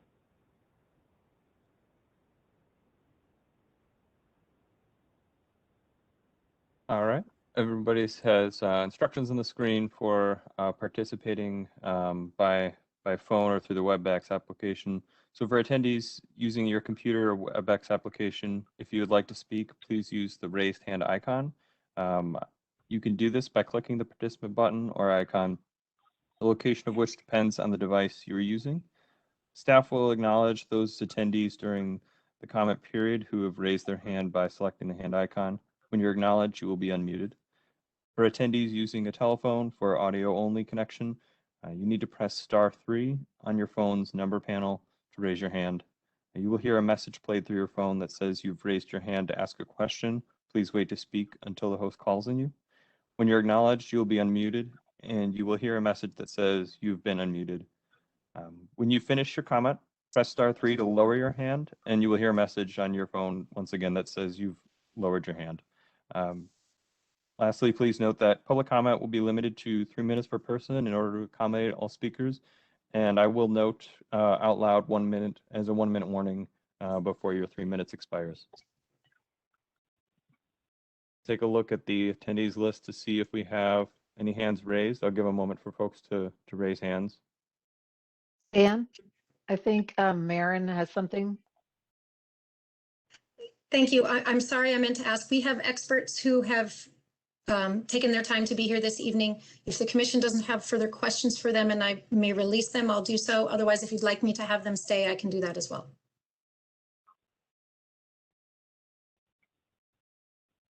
Colleagues?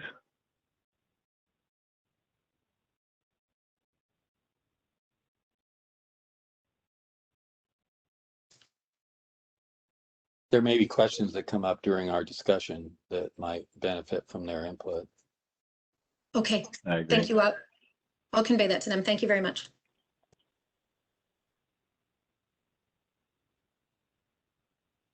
Go ahead, Dan.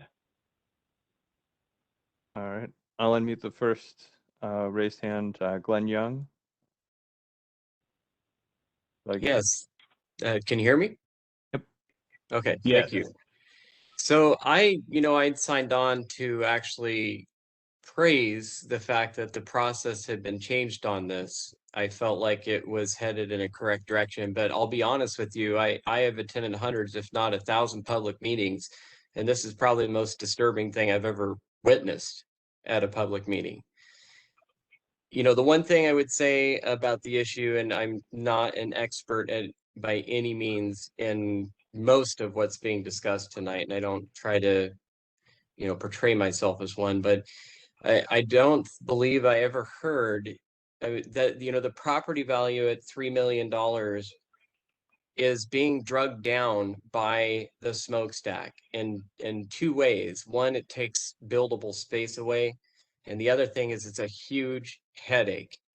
And so one of the things that I'd be curious about is how much that the value of that land would increase simply by having a stabilized smokestack. Yes, there's less buildable land, but the headache is taken care of. And I think that that would significantly increase the value of the land and the saleability of it.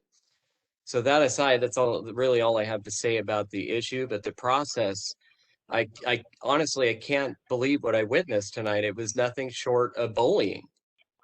If I were on this commission, and I don't know if it's in the legal perspective, I would recess the meeting and give myself as a commissioner an opportunity to evaluate what the implications of what took place are tonight, whether you should recuse yourselves or not. You know, the city has an attorney here that looks out for the interests of the city. The county has an attorney that looks out for the interests of the county, and the applicant has an attorney that reflects, or that represents the interest of the trust. But there's nobody there to represent the interest of the commissioners themselves. And I really feel like the commission deserves the opportunity to evaluate, aside from on the spot, the implications of the suggestions of unfairness, potential unfairness. 1 minute. 1 minute. Thank you for the reminder. The other thing that I would suggest out of the commission is that they, they move and write a letter to the city council recommending that they add some language to the VMC code that restricts the demolition, part of the code to only being in the instance of immediate threat or danger, safety issues. So again, I'm really disturbed by what I witnessed this evening. And like I said, I was coming into this to praise the process. So that's all I have to say this evening. Thank you. Thank you, Mr. Young.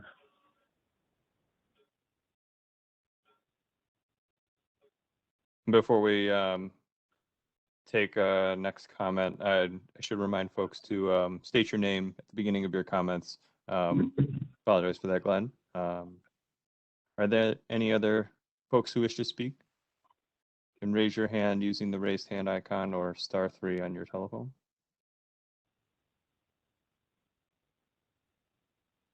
All right, I see a second hand raised.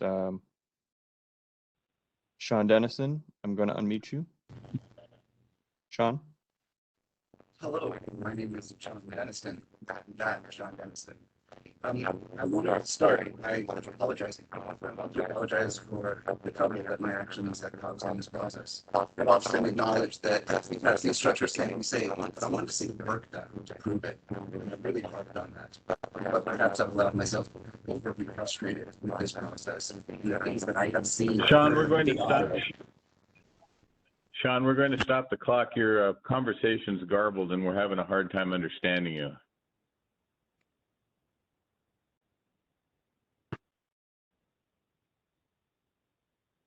Sean, I'm wondering if you... Is that better? There we go. Yes. All right. I apologize. Start the clock again, would you please? No problem.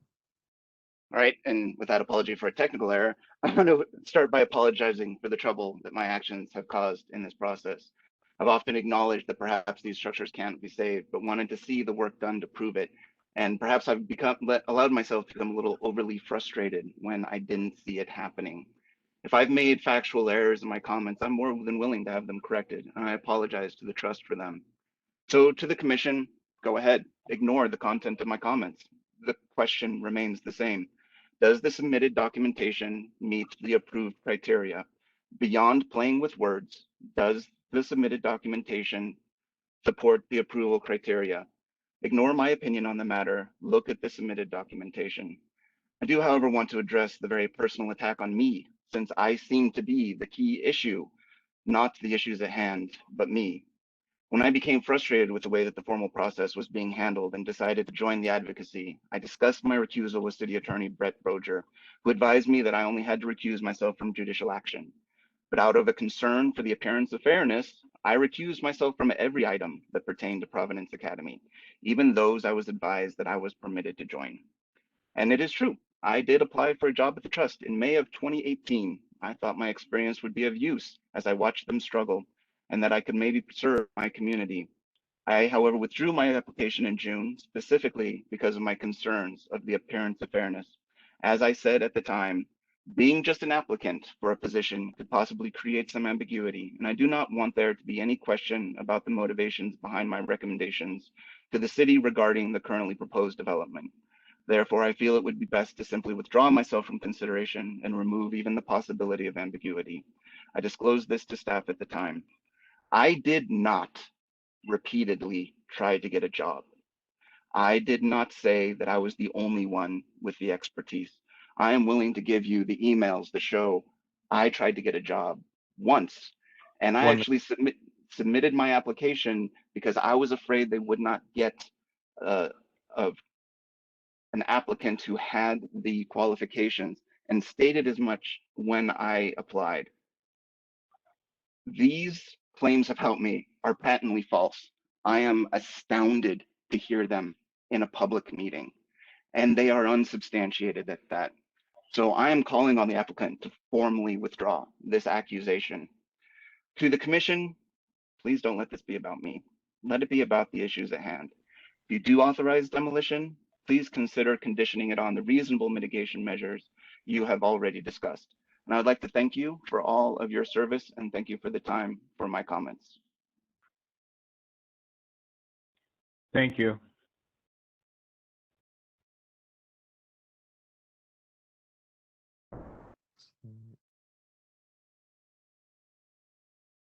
Please proceed, Dan. I saw a third hand raised, but it has been lowered. Are there any other attendees wishing to speak?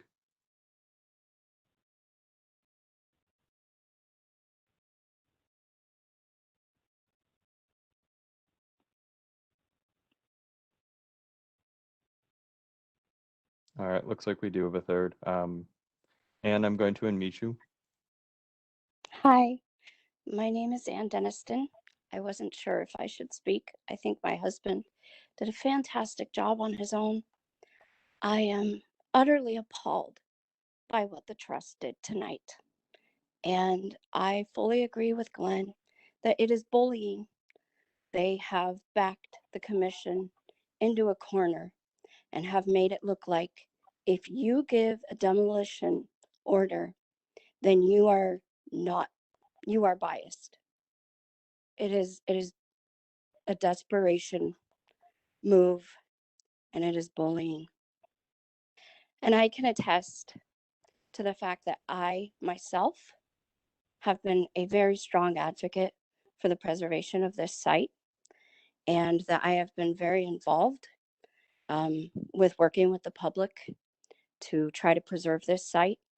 And I can attest that there were very many stressful conversations with my husband where I begged him to help me, and he would not, because he was a commissioner. He would not help me. In fact, he asked the attorney many times, well, not many times, he asked the attorney whether or not he needed to recuse himself, and the attorney said no. I'm paraphrasing, obviously. My husband did not decide to recuse himself until the mayor herself personally requested a meeting with us through the St. James community. She contacted the priest, Father Harris. She contacted Sandy Companiero there, and they contacted us and let us know that she wanted to meet with us. And my husband knew that the only way he could meet with her is if he recused himself. The entire meeting was her also attacking my husband, letting us know that She was there on behalf of the trust, that she 1 had minute. met with the trust, and they had come up with a timeline. And she presented that timeline to us and basically went to bat for them. So you'll have to pardon me if I'm a little angry over this accusation of bias. My husband is a good man. He is a faithful Catholic. He has done everything possible to be fair and measured, truthful and honorable. And the trust should be very ashamed of themselves. That is all I have to say. Oh, actually, no, that is not Thank all you. I have to say. I'm sorry, I have one Oh. more thing to say. Two more things to say. Well, you have about 5 seconds, so. Okay. probably- A member of the community, Kate DeLumba, reached out to them when she heard about the smokestack maybe being demolished. She offered to start a fundraiser. They rejected it. A philanthropist also reached out and said that they would donate an amount to kickstart a fundraiser to save the smokestack, and the trust also rejected that. So the fact that they have not tried to do a And capital campaign says a lot. Thank you for your comment. Dan, any further from public input? yes. Ellie, you've been unmuted. Yes, this is Eli Kasab. Can you hear me? Yes. Okay, I am a developer. I've been developing downtown since I started by building City Center 12 Cinema. I also built Lewis and Clark Plaza, Prestige Plaza, and Our Heroes Place. And downtown is my first love. And the Academy is very, very precious to me. Ed and Dolly Lynch were very dear friends of mine. I wish we could save the smokestack. And I want you to know that I took a run at developing the whole site. I have an architect on staff, and we're both in our 70s. So we know a lot about our business, I hope. And for whatever it's worth, it just did not make any economic sense to keep the smokestack and also the laundry. They were way too far gone, and there is, in our opinion, there is no way of saving them. And that's it. Thank you. Thank you, sir.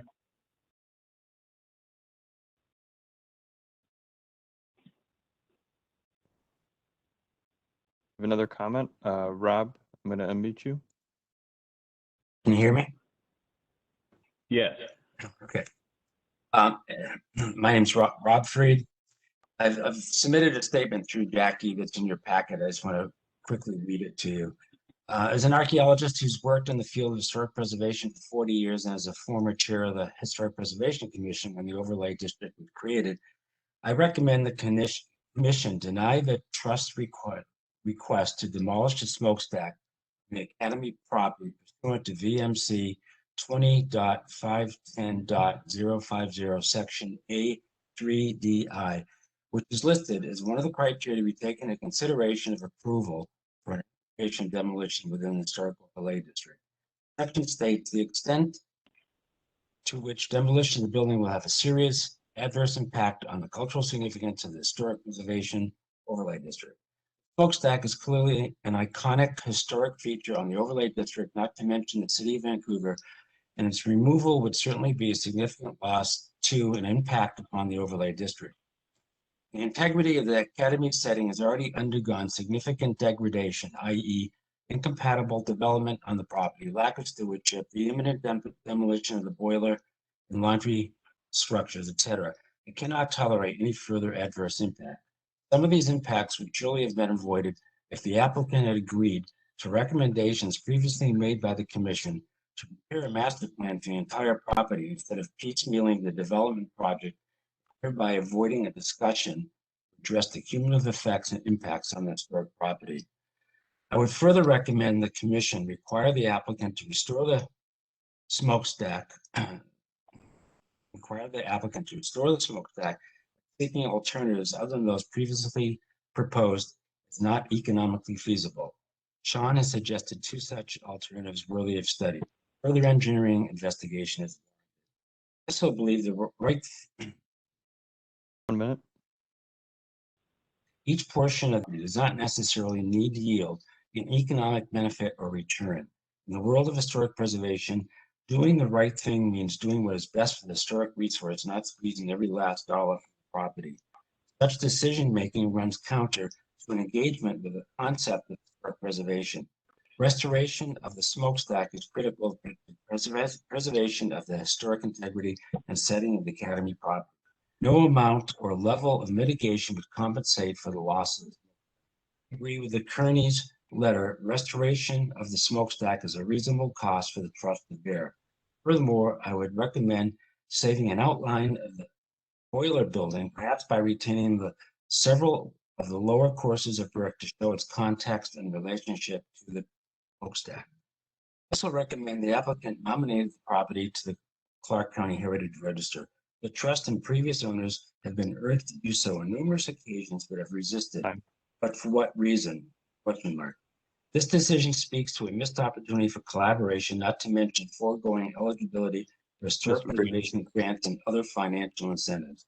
I have been perpetually disappointed with the City of Vancouver's lack of embracing the spirit of historic preservation, holding the trust accountable for their historic preservation responsibilities. Thank you. Thank you.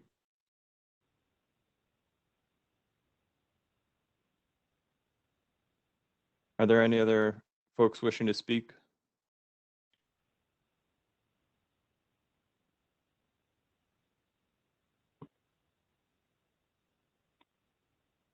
This time I'm seeing no other hands raised.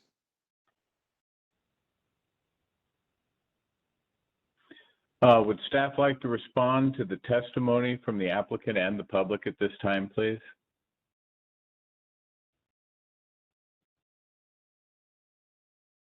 Not at this time, thank you.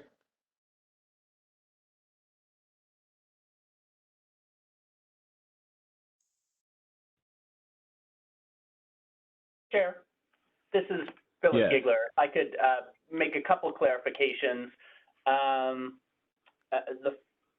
The first one I would like to acknowledge is that the first commenter said that there was no attorney for the HPC present tonight. And Becky Rood is here on behalf of the HPC, so I'd just like to acknowledge for the record that there is actually an attorney here to advise the HPC and that it's not just city and county attorneys and the trust attorney present. The remainder of the comments I think were addressed by the trust's presentation, but I just wanted to make that clarification. Thank you very much.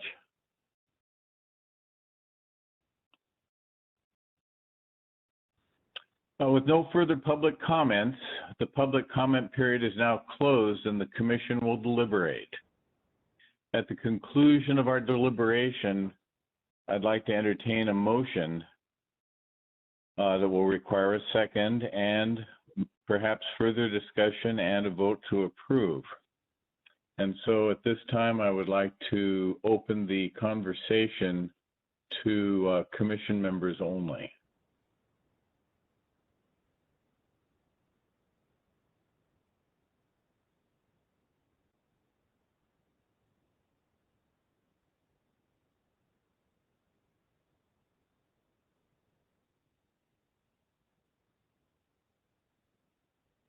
Okay, that's too much silence, so I'm going to interject. We didn't volunteer to be popular. We're just a contributing voice, from my understanding. I am in love with our city and its history and its monuments, and that's why I wanted to be a commission board member, was to preserve as much of it as possible. um, and in whatever capacity I have with my voice, try to do that. But knowing the real estate market and understanding that these days, if it cannot produce a profit, it is eventually going to go away just because the land is scarce. And that's just, I mean, the name of the game. If it's not this year, it could be 5-10 years from now. And it seems to me that they have exercised every single possible way to make it something that can attain its highest best use as a even as a historic site. So I would motion in favor of demolition, just because I really do want to see I want to see the city come alive again after everything that's happened, and I want to see every single aspect of it have its highest and best use. But that is just my opinion, and I support whatever the commission decides. Thank you, Pele. Jan, any comment? Well, I mean, we're being asked to make a decision based on a specific set of criteria. And while I have been involved in historic preservation for 20 plus years and will hate to see those buildings removed from the site, I feel like the trust has answered the questions that they were required to provide information on. I would like to, I mean, in terms of the demolition, there's the broader question of the mitigation plan and maybe future protection of the site. It's been mentioned a couple times tonight. The site is not listed on the Clark County Heritage Register.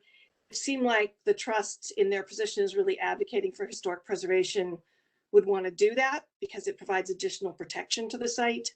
But in terms of the demolition, and I've been sort of on the periphery of this for a number of years, and it really hurts to lose those buildings. But I feel like based on the criteria that we were given from the city attorney's office, they've met those criteria.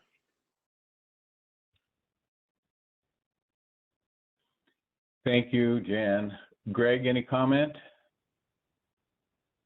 Well, I think I want to echo the comments of both of my fellow commissioners that it's a difficult decision, and it's been an excruciatingly painful process, I think, for everyone to participate in, and it's something that's really going to have a large impact on the future of the city. In an ideal world, of course, we would want to save all of the significant structures on this site. The city has taken great pains to identify this site as a historic site of the highest importance. And that's reflected by the National Register listing, by the overlay district, and by all of the attention and effort that the Historic Trust has been giving the site to bolster its value as a resource. So in an ideal world, of course, we would want to preserve all the structures, but we aren't in an ideal world. We're in reality. And unfortunately, sometimes difficult choices need to be made on how scarce resources are allocated. And I think the trust has, provided an adequate level of information about the difficulties and challenges and costs of trying to preserve that structure. And I think our city building official and city staff have provided us with adequate information so that we can reach some consensus that something needs to be done about those structures very soon because of their very precarious condition. So, given all of that, I think it would be appropriate to support the demolition of the smokestack. But what does give me a little bit of pause right now is that we don't have the final mitigation measures before us so that we can take that into consideration in our decision. So if that's something, and I'm not as familiar with your procedures because I'm a relatively new commissioner, so maybe that's something that again the staff and the attorney can help us out with. But it seems like if there is support for approving demolition, that it would be very useful for us to see the final SEPA document and the mitigation measures to make sure that we're all in agreement that those are the appropriate mitigations that need to be made.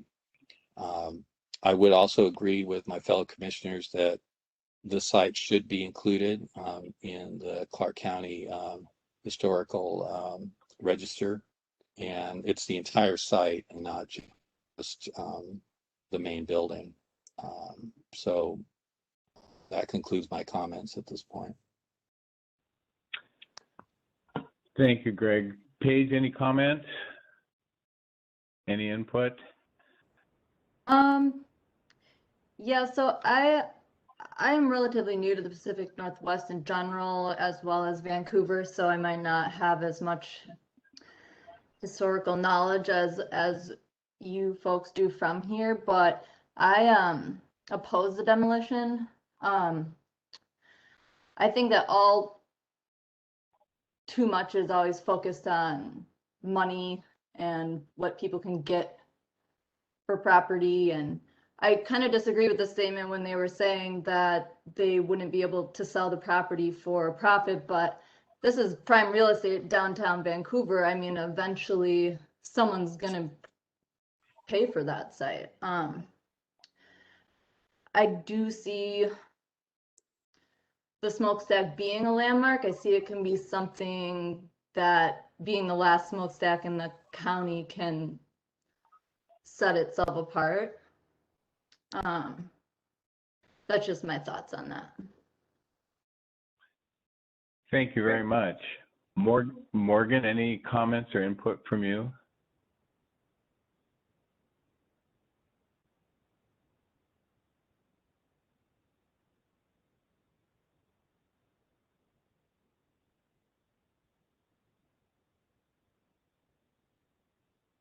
Morgan, it looks like you're muted. There you go. There you go. I definitely, I echo Paige. I do not support the demolition of the smokestack. I feel there's enough public support and public funds to support the stabilization. And I do also concur with Paige that with the real estate market the way it is, within a few years, you're going to be able to get whatever you want for that property. And I also think the property is undervalued.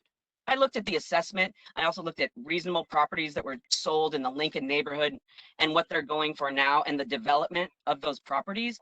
And I don't feel like that it's current with where we are now. I was in California during the boom in the 80s, and here we are in Washington, and guess what's happening here? This is exactly what's happening in Clark County, and I don't think we have a handle on it. So I have a problem with if we're going to stick with the economics. I also don't see in their plan $700,000. That's a National Register eligible archaeological site. Every single brick is an artifact. Yes, they're going to have to take down the stack one by one. They're going to have to inventory every single brick. That is super costly. Also, that mitigation plan needs to be done in coordination with the fort and their curation facility, and not just housed in a warehouse somewhere, or bricks sold and people's names on them, or whatever they've suggested is just ridiculous. If the building is unfit and if the building is in ruin, therefore it is an archaeological feature. In the archaeological report, which probably nobody read, they say the same exact thing. Those are archaeological features. You can't just go knock them down.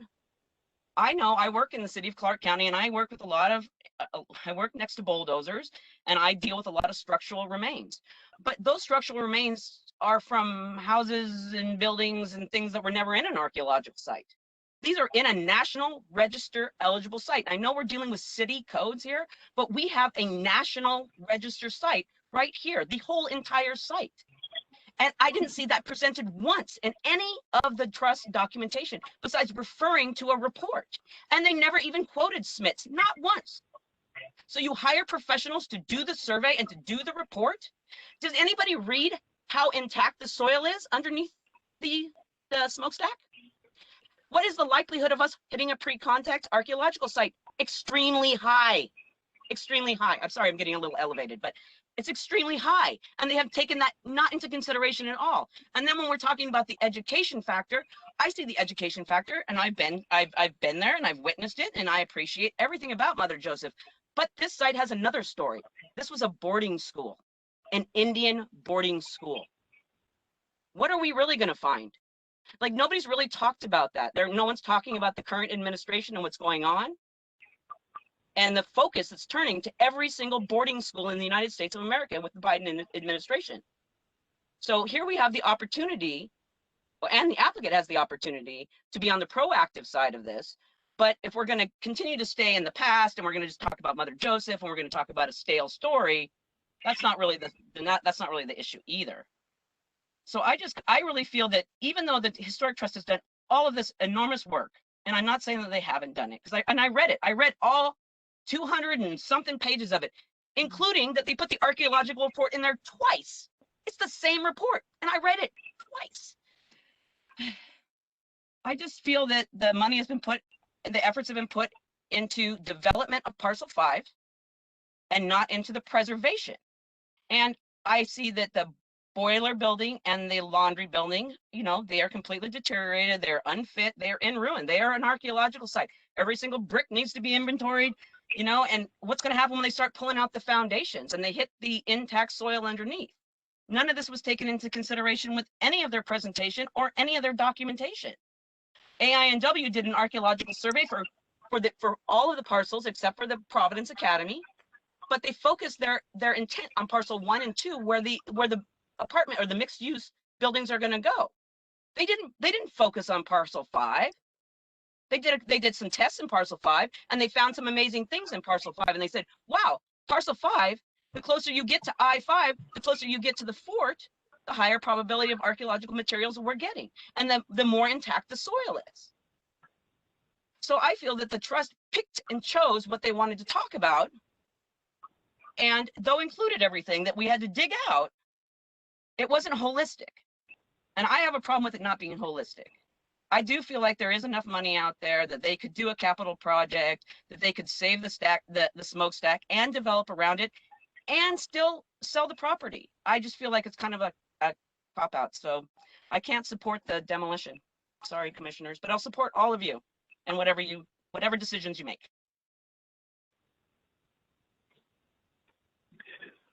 I have a question for Becky Rude. Becky, if do we need to have a motion, something along the lines of shall the Clark County Historic Preservation Commission approve the Historic Trust's application to demolish the smokestack on the Providence Academy site? That is a straightforward motion, as Commissioner Garcia suggested, or would we be able to build some recommendations into it? Thank you, Chair. The guidance for the Commission's decision, as you know, is in the Vancouver Municipal Code. So the Commission's decision is restricted to the criteria that are in the code and the record before it. So the first question is whether the applicant's report and the application requirement, whether the applicant's report is complete and whether the application requirements have been met.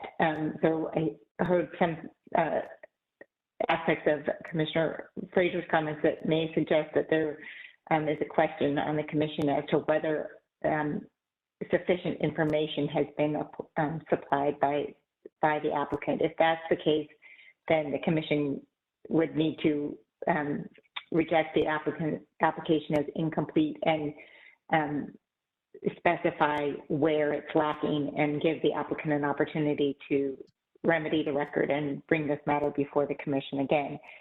If the application can be considered on its merits as sufficiently complete, then yes, then it moves to specifically the 4 criteria that have been identified in the VMT 20.510.050A3D, which does limit the considerations to those 4 points, and it does have an emphasis on the economic impact and the outcome of the demolition in terms of the environmental mitigation or other mitigating factors are not part of the equation of that consideration. With respect to mitigation, oh, sorry, go ahead. I was just going to say, stipulating things like list on the Clark County Register, that can't be part of the motion. The conditions that the commission can apply to the would be only to the approval, because there's really a denial would be an outright denial. But if the commission approves the demolition and wants to impose additional conditions, the scope of those is prescribed by VMC 20.510.050A3E. And those are the 2 conditions that Mr. Nortz mentioned in his initial presentation, that the demolition permit can be approved, but the effective date delayed by up to 90 days to allow other proponents to bring options that may be economically viable alternatives to demolition. And then the second point is that the approval can be conditioned on the applicant being required to provide additional information that supplements and completes the information required by the code.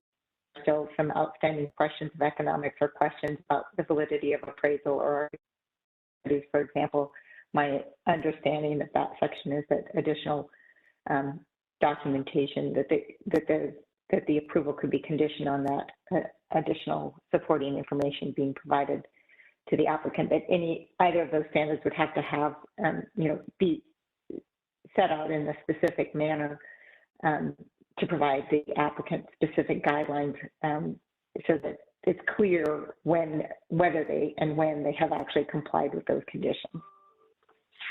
So requesting that the property be listed on the Clark County Register is a no. That's correct.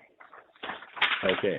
Now, what about mitigation measures to preserve the historic significance of the building, the smokestack in this case? My understanding is that that would also be outside the scope and purview of the authority granted by the code. That would be in the mitigation plan. Okay, so what I hear you saying then is that we need, our task now is to either approve the application on its merits or deny it and cite some specific deficiency. Not quite. Or require additional information. So approve it, and you can impose those conditions.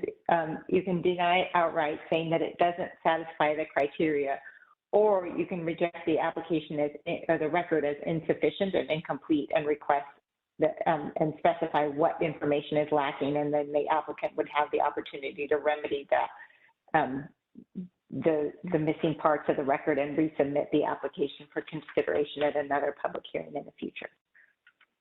Okay, the applicant indicated that there would be some mitigation involved to preserve the heritage surrounding the smokestack, that there'd be steps taken to show future generations that the smokestack was there and that its significance and those kinds of things. So they've stated that. And so I'd like to invite Ms. Calvert to please give me a recapitulation of the mitigation of how the memory of the smokestack and these other buildings are going to be preserved and shared. Could you do that, please?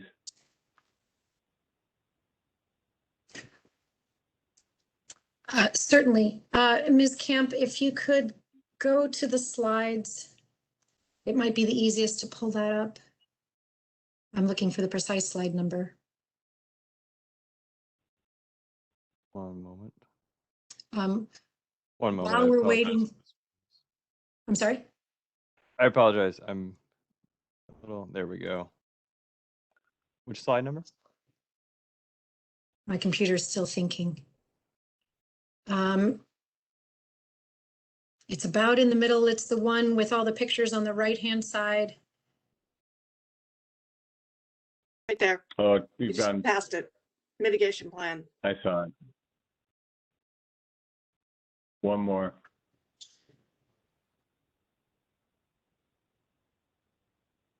Keep going.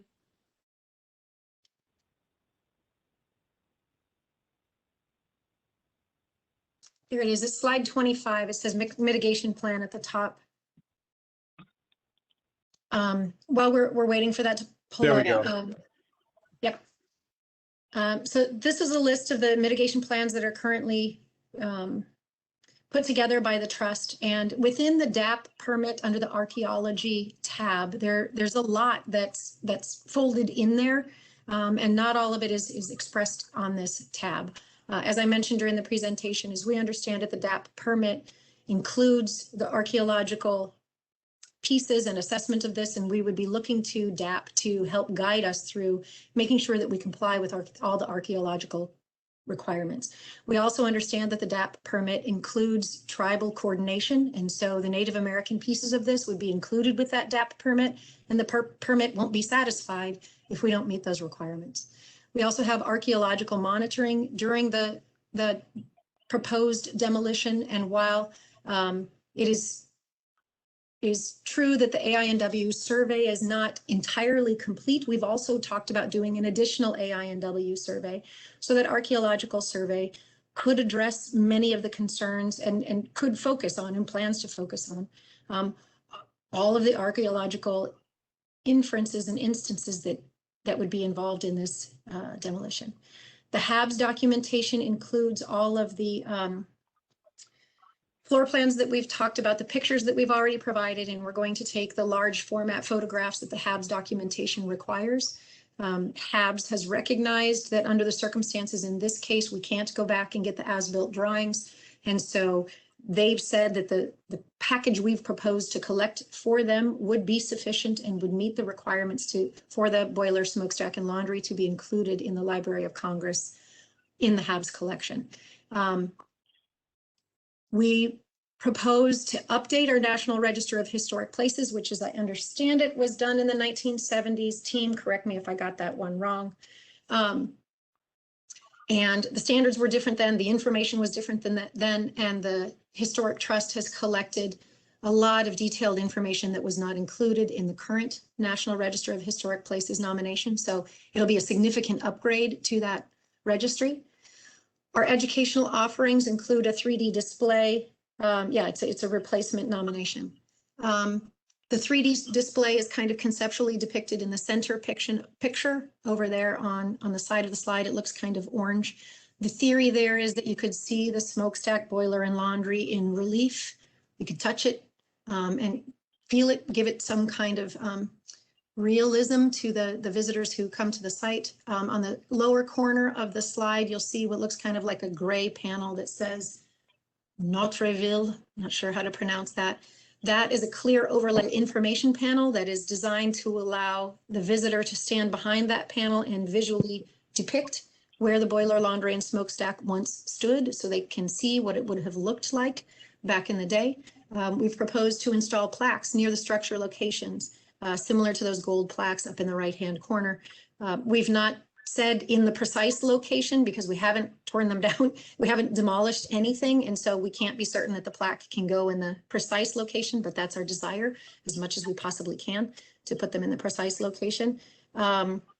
Phase 2 exterior displays. We've worked with the developer and who has proposed and agreed to do a number of exterior displays that aren't even discussed on this proposal.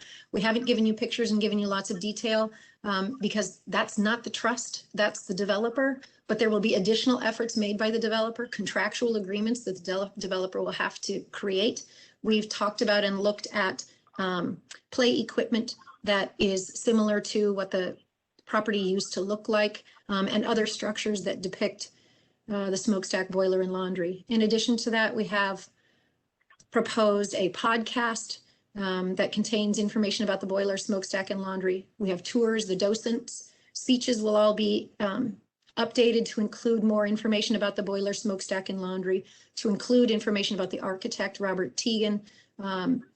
PCAD is the Pacific, I mentioned it before, it's a Pacific architectural website that identifies some existing Teagan buildings and structures, and we're going to ask them to include more information about these 3 structures on their website so that all those who research and follow Mr. Teagan's architectural accomplishments will have this information as well. We've also will ask DAP to include Teagan's bio on their website of influential architects. And then, of course, all of this information, the documents and links will be provided on the Trust website to provide additional information to anybody who visits our website. Thank you very much. The reason I asked is because in the several years we've been considering this, a recurring theme is that if the buildings can't reasonably be saved, what mitigation plans will be in place? And there's a sad tradition of undelivered promises in terms of the mitigation. And so that's not, I want to make that clear, that's not an aspersion on the trust. That's our experience. Thank you. I understand. I will say for the record that the trust is extremely saddened to see these buildings go. They've tried for 9 years to try to restore and maintain them. So the trust is equally as motivated to make sure that the buildings aren't lost in history and that the mitigation plan is carried out. It's true that the mitigation plan hasn't been by the trust hasn't been carried out as of today, but that's in part because of the list of 7 other things on slide 8 that the trust has been focusing on and trying to provide enough information to the commission today. Those are the other things that the Providence Academy has been upgraded through the trust's efforts with its consultants and donor information or donor funds. We've taken all of those steps and we absolutely commit to completing the mitigation efforts. That's why we're here, and it's extremely important to the trust. Thank you for that. Morgan, can I ask if there were additional information that you would want to see to make you feel like this application was complete?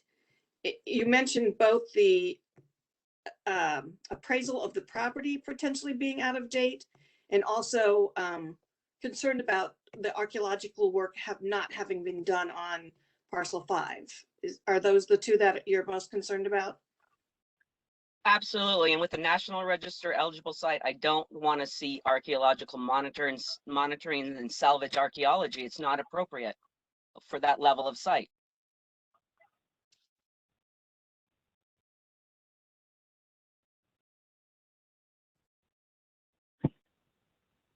Did I answer Any that, further James? comments?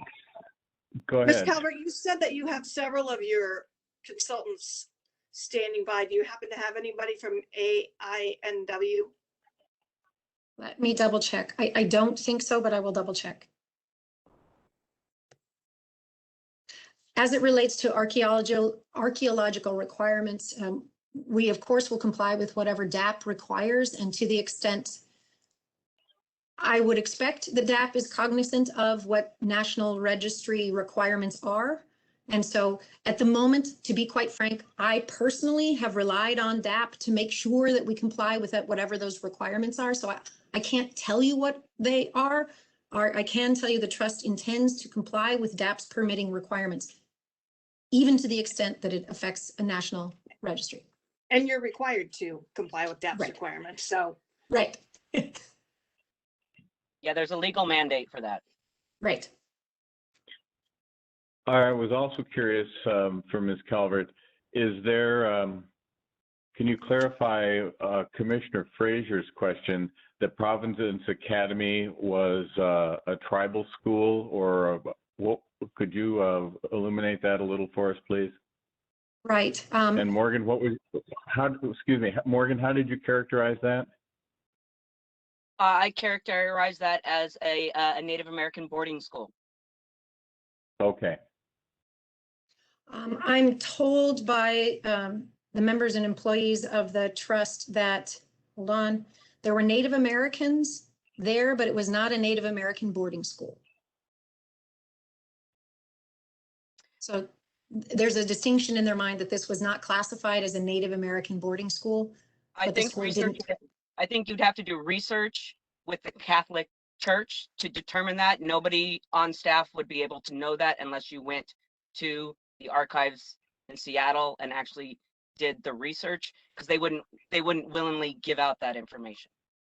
But my understanding from everything that I've read in the history of Oregon and Washington is there are numerous Native American children who were either orphaned or sent there by their families. And in my mind, that constitutes a Native American boarding school. Got it. Thank you for clarifying that. Thank I you. understand. I'm sorry. More information from the staff. We have talked with the Catholic Church, and as I understand it, the Providence Academy was not classified as a federal tribal school. It was a private nonprofit orphanage, and there were Native Americans who were there in attendance, but it was not a federal tribal school. That's the distinction we're making on our side. I would agree with that. Excellent. As it relates to the appraisal, if it helps, within the records that we provided at attachment B is an appraisal report from Colliers dated January 17, 2020, which appraised parcel 5 at $3.67 million. My house in Clark County went up, doubled in 1 year. And we checked with a real estate broker prior to submitting this, and it says that commercial land values have risen approximately 2.5% year over year, which would place the current market value at 3.76.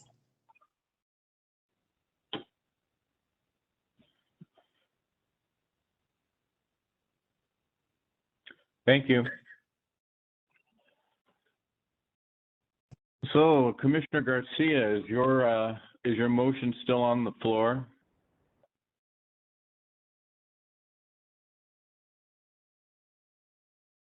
I'm confident in my motion, yes.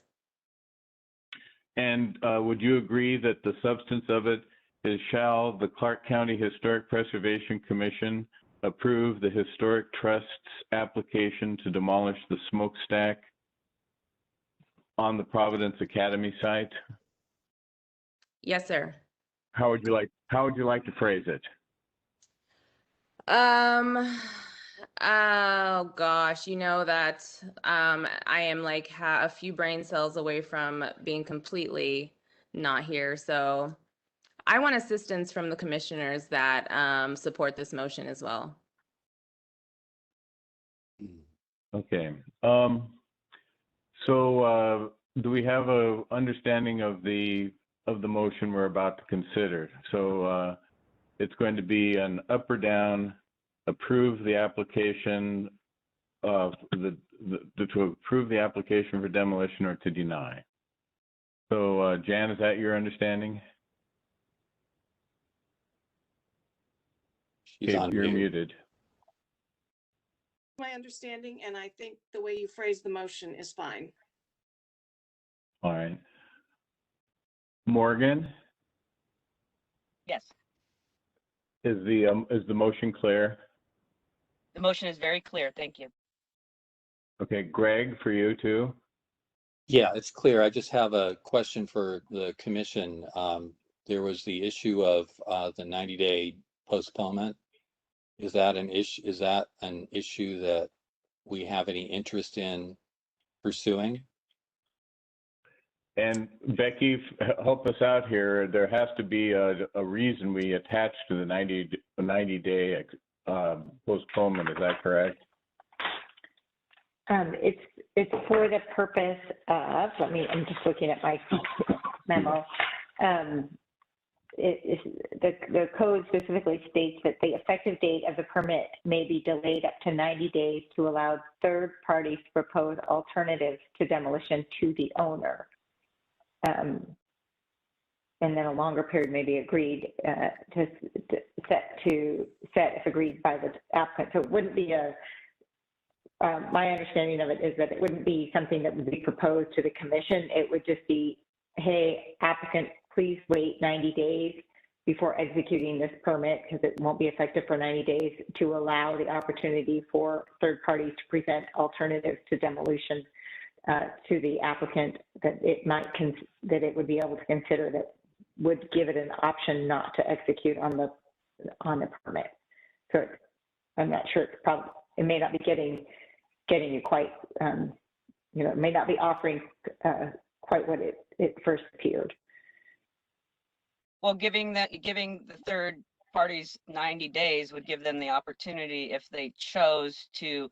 It seemed like we had a lot of public comments about people in the community having money, having reached out to the trust, getting nothing but doors in their face. Maybe 90 days would allow the trust, because since they were going to be in the public eye in that 90 days, to work with these people to see if they can raise $3 million.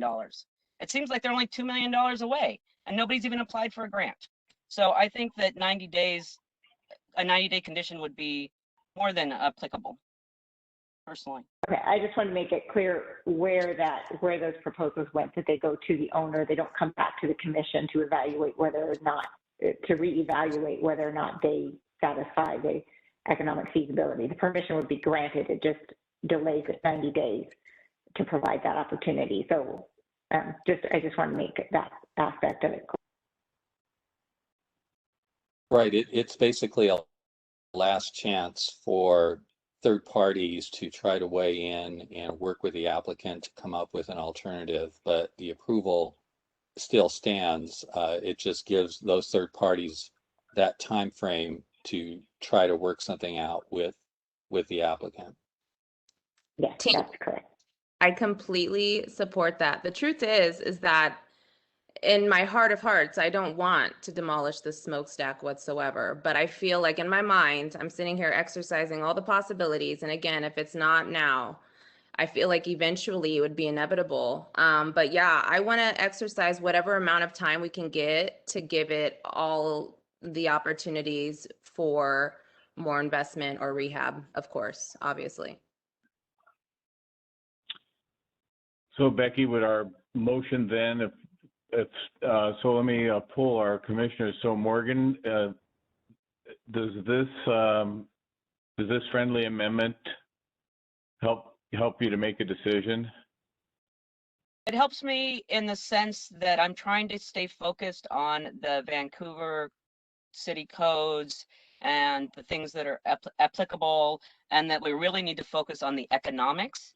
And if we really need to focus on the economics alone, then I think giving that 90 days, if somebody, it sounds like the trust would be totally amazed if somebody came in with $3 million to preserve it, and they would welcome that. I don't see why the trust wouldn't welcome that kind of support from the community, especially if it came with finances, because that's what they seem to be lacking in this whole discussion of this demolition permit. Paige, comment on that, please.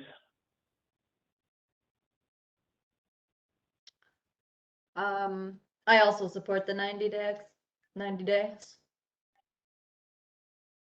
All right. So Becky's in crafting this motion. So we're going to ask, shall the Clark County Historic Preservation Commission approve the Historic Trust application to demolish the smokestack on the Providence Academy site, provided that a 90-day, the effective date. How is it? The effective how is date. that phrased? How do we phrase? Excuse me. How do we? Sorry. Phrase that stipulation. My suggestion for the commission's consideration would just be to kind of rely on the language of the code that it's approved, conditioned, and upon the condition that the effective date of the permit will be delayed for 90 days following the commission's approval to allow third parties to propose alternatives to demolition to the owner. And I'm just, so that's the language from the code. I think that would be appropriate. Okay, so and should communicate your intended message. say that again slower because I'm writing it down, okay. please. Okay. So we're going to, shall the Clark County Historic Preservation Commission approve the Historic Trust application to demolish the smokestack on the Providence Academy site?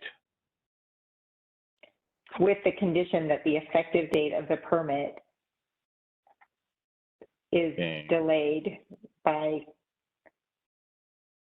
90 days or for 90 days, however you want to say that, to allow third parties to propose alternatives to demolition to the owner.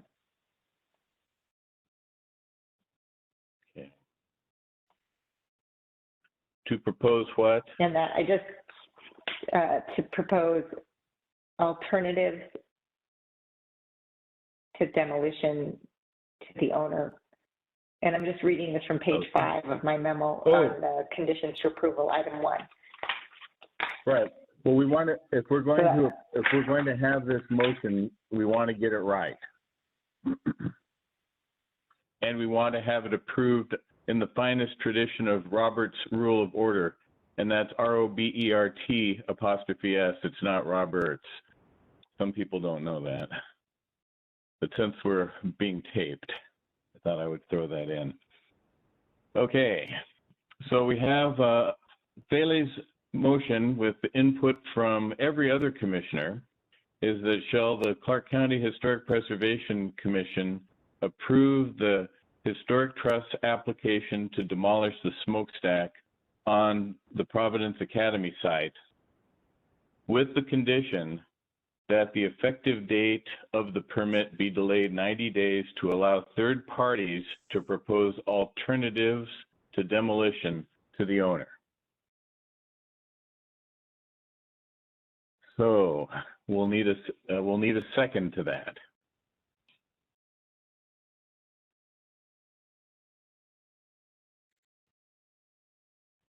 I'll second it. And who is that, please? I don't have everybody. Jan. Oh, Jan. Thank you, Jan. Any further discussion on this motion that's been moved and seconded? Yeah, I just have Go ahead. maybe a question for the applicant. This relates to Commissioner Fraser's comments about the archaeological survey of Parcel 5. And I understand from listening to that discussion that the applicant plans to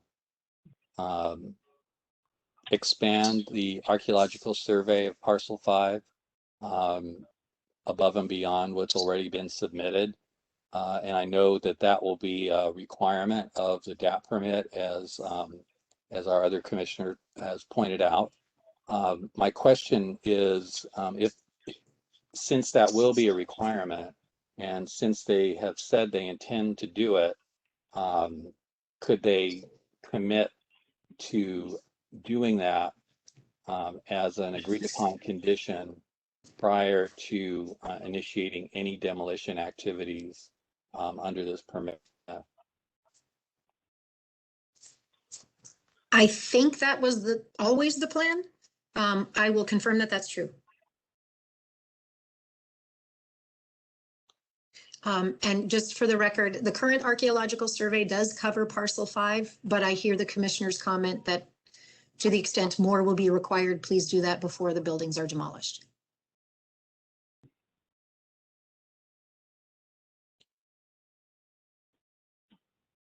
So I think that would help address some of our commission's concerns, and it would also address DAP's future requirements, and it will provide, I think, valuable information to the public about the resources that are on site. At the moment, I'm getting confirmation that yes, that is the plan, to do the archaeological survey first. Okay, so you wouldn't have any objection if we added that as a condition?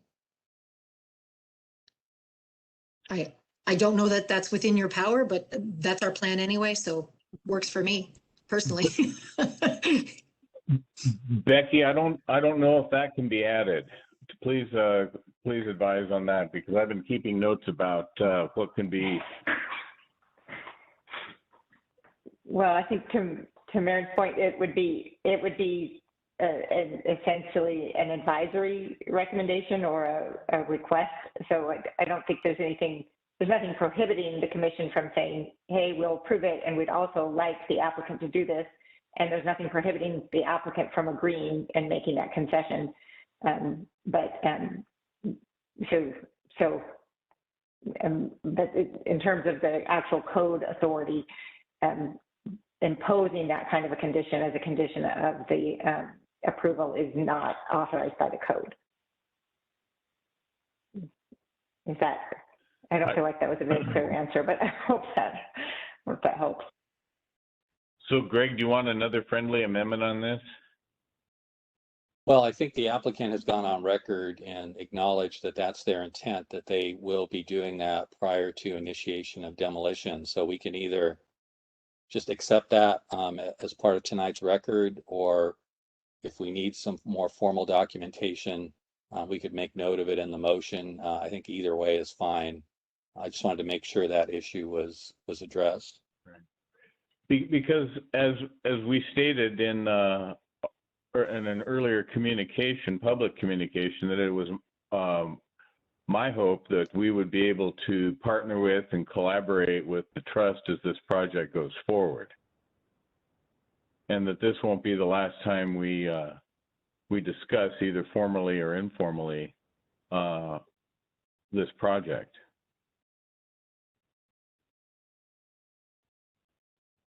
Because that collaboration was a key part of our recommendations.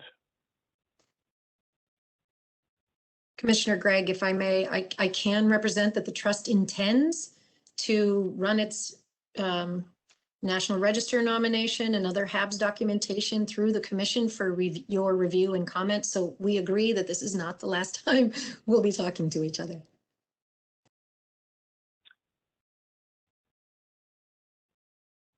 And it's my hope that it will be in a spirit of collegiality.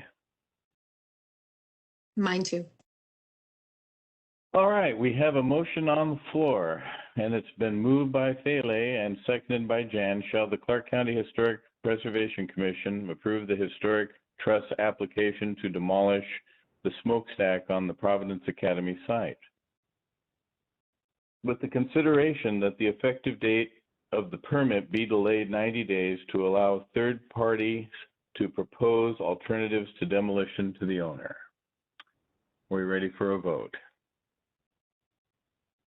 Jackie, do you want to call the roll?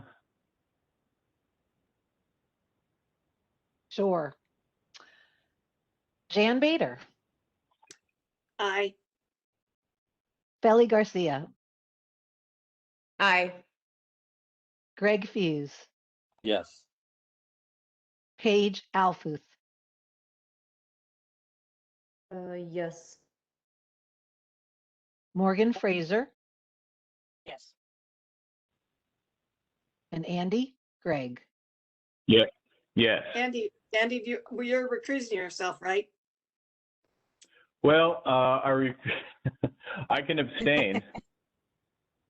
Maybe, I was very concerned about truly the integrity of the commission and the integrity of this decision. And on its merits, I can vote yes. But Jackie, how about if I change my vote to abstain so that there's no appearance of impropriety, bias, or partiality? Okay. I think the motion passes 5-0 with one abstention. If I may, I would love to thank the commissioners for all of your hard work and for going through this excruciating process. The trust really, really appreciates your focus and attention on this. I'm sorry it was so difficult. Hopefully things will get better from this point forward. And so Jan, was that vote situation what you were getting at? Yeah, that you had said you were going to recuse yourself from voting. So Oh, essentially okay. it's 4-0 with 5 one to abstention. nothing. Okay, I think that's just. And this is Becky again, just a procedural matter, which is in the memo, but just a note that the commission will want to work with county staff to issue a written notice of its decision to the applicant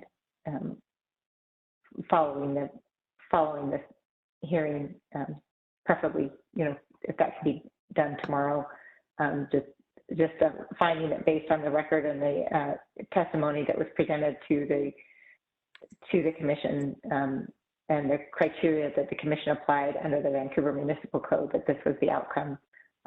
And actually, because there is a potential for an appeal of the decision from parties other than the applicant, and so it needs to have a tolling date, so to speak, of when the decision is formally issued. And that procedural information kind of is trying to look in my page. The issuance of, I have a subject heading, the issuance of the HPC decision on page 5 of that June 22nd memo that will provide some additional clarity for the commission in the event that's needed. So in other words, once the decision is officially sent to the trust, the time clock starts ticking on the appeal period. Correct. Okay. And how long is the appeal period?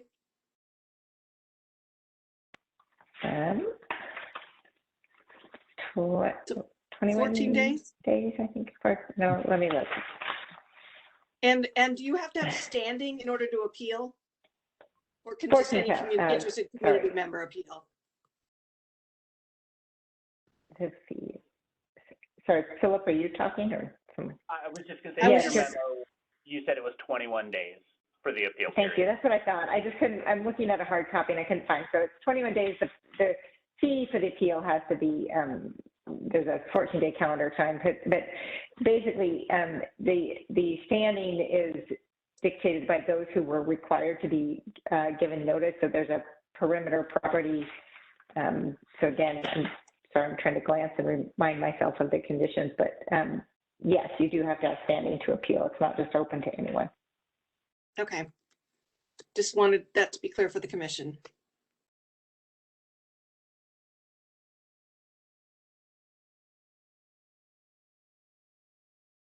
Moving on to committee reports.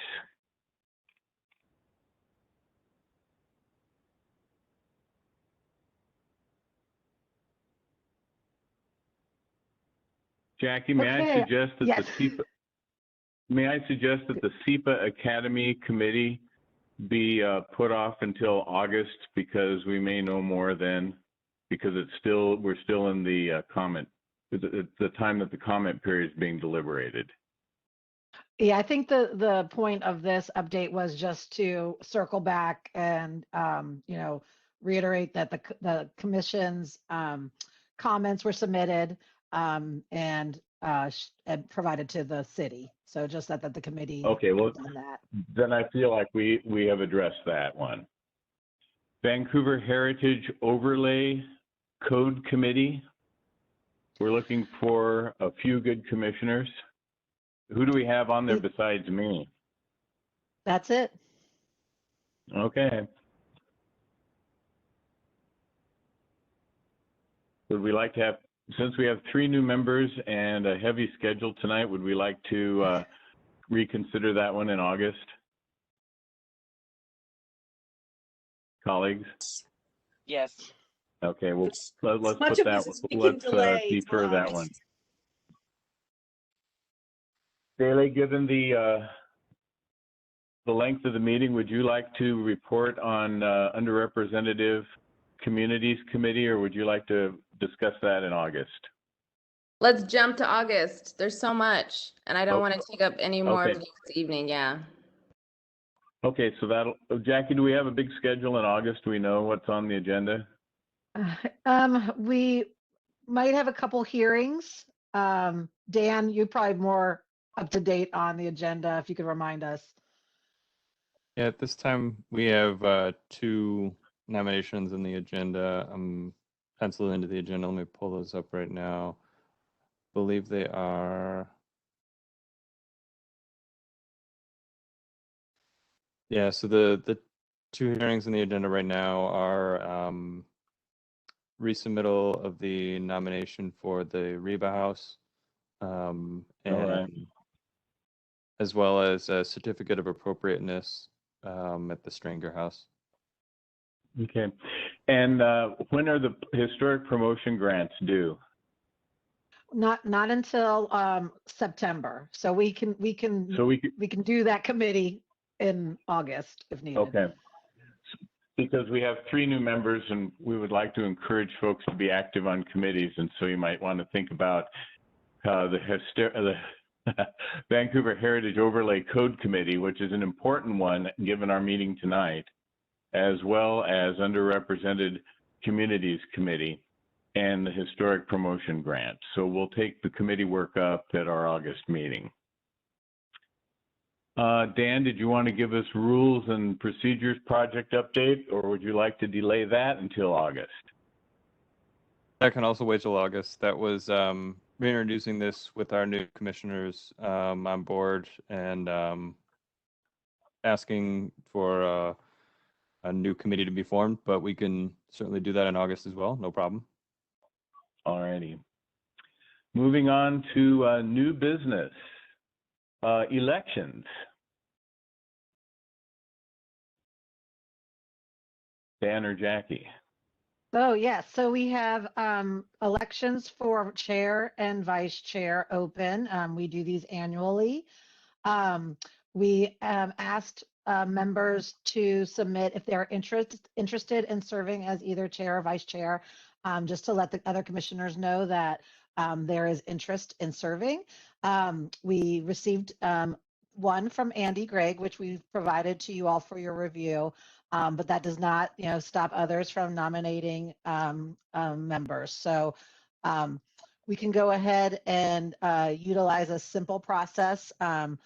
Andy, you could open up the nominations and we could see how it goes. In other commissions, we don't we don't do we don't need a second to nominate somebody. Just a motion, a second need to close the nominations. We'll open nominations for Historic Preservation Chair. I nominate Andy. Second. Thank you. Thank you.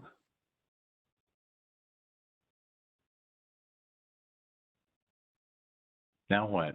I nominate you again. Yeah. We could do like you could do a motion to close that nomination and move on. I move them. Oh, pardon me.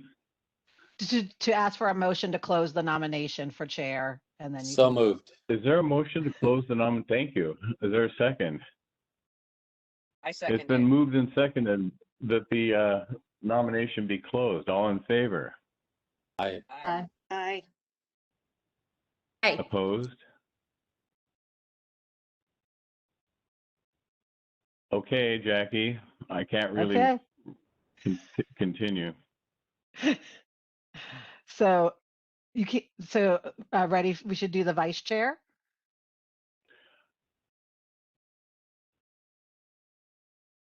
Given her expertise, I'd like to nominate Jan Bader. It's my first meeting, Andy. Oh, think about it. Can this one come back? You mean to next month? Well, unless somebody is interested, I nominated Jan. I'll second that.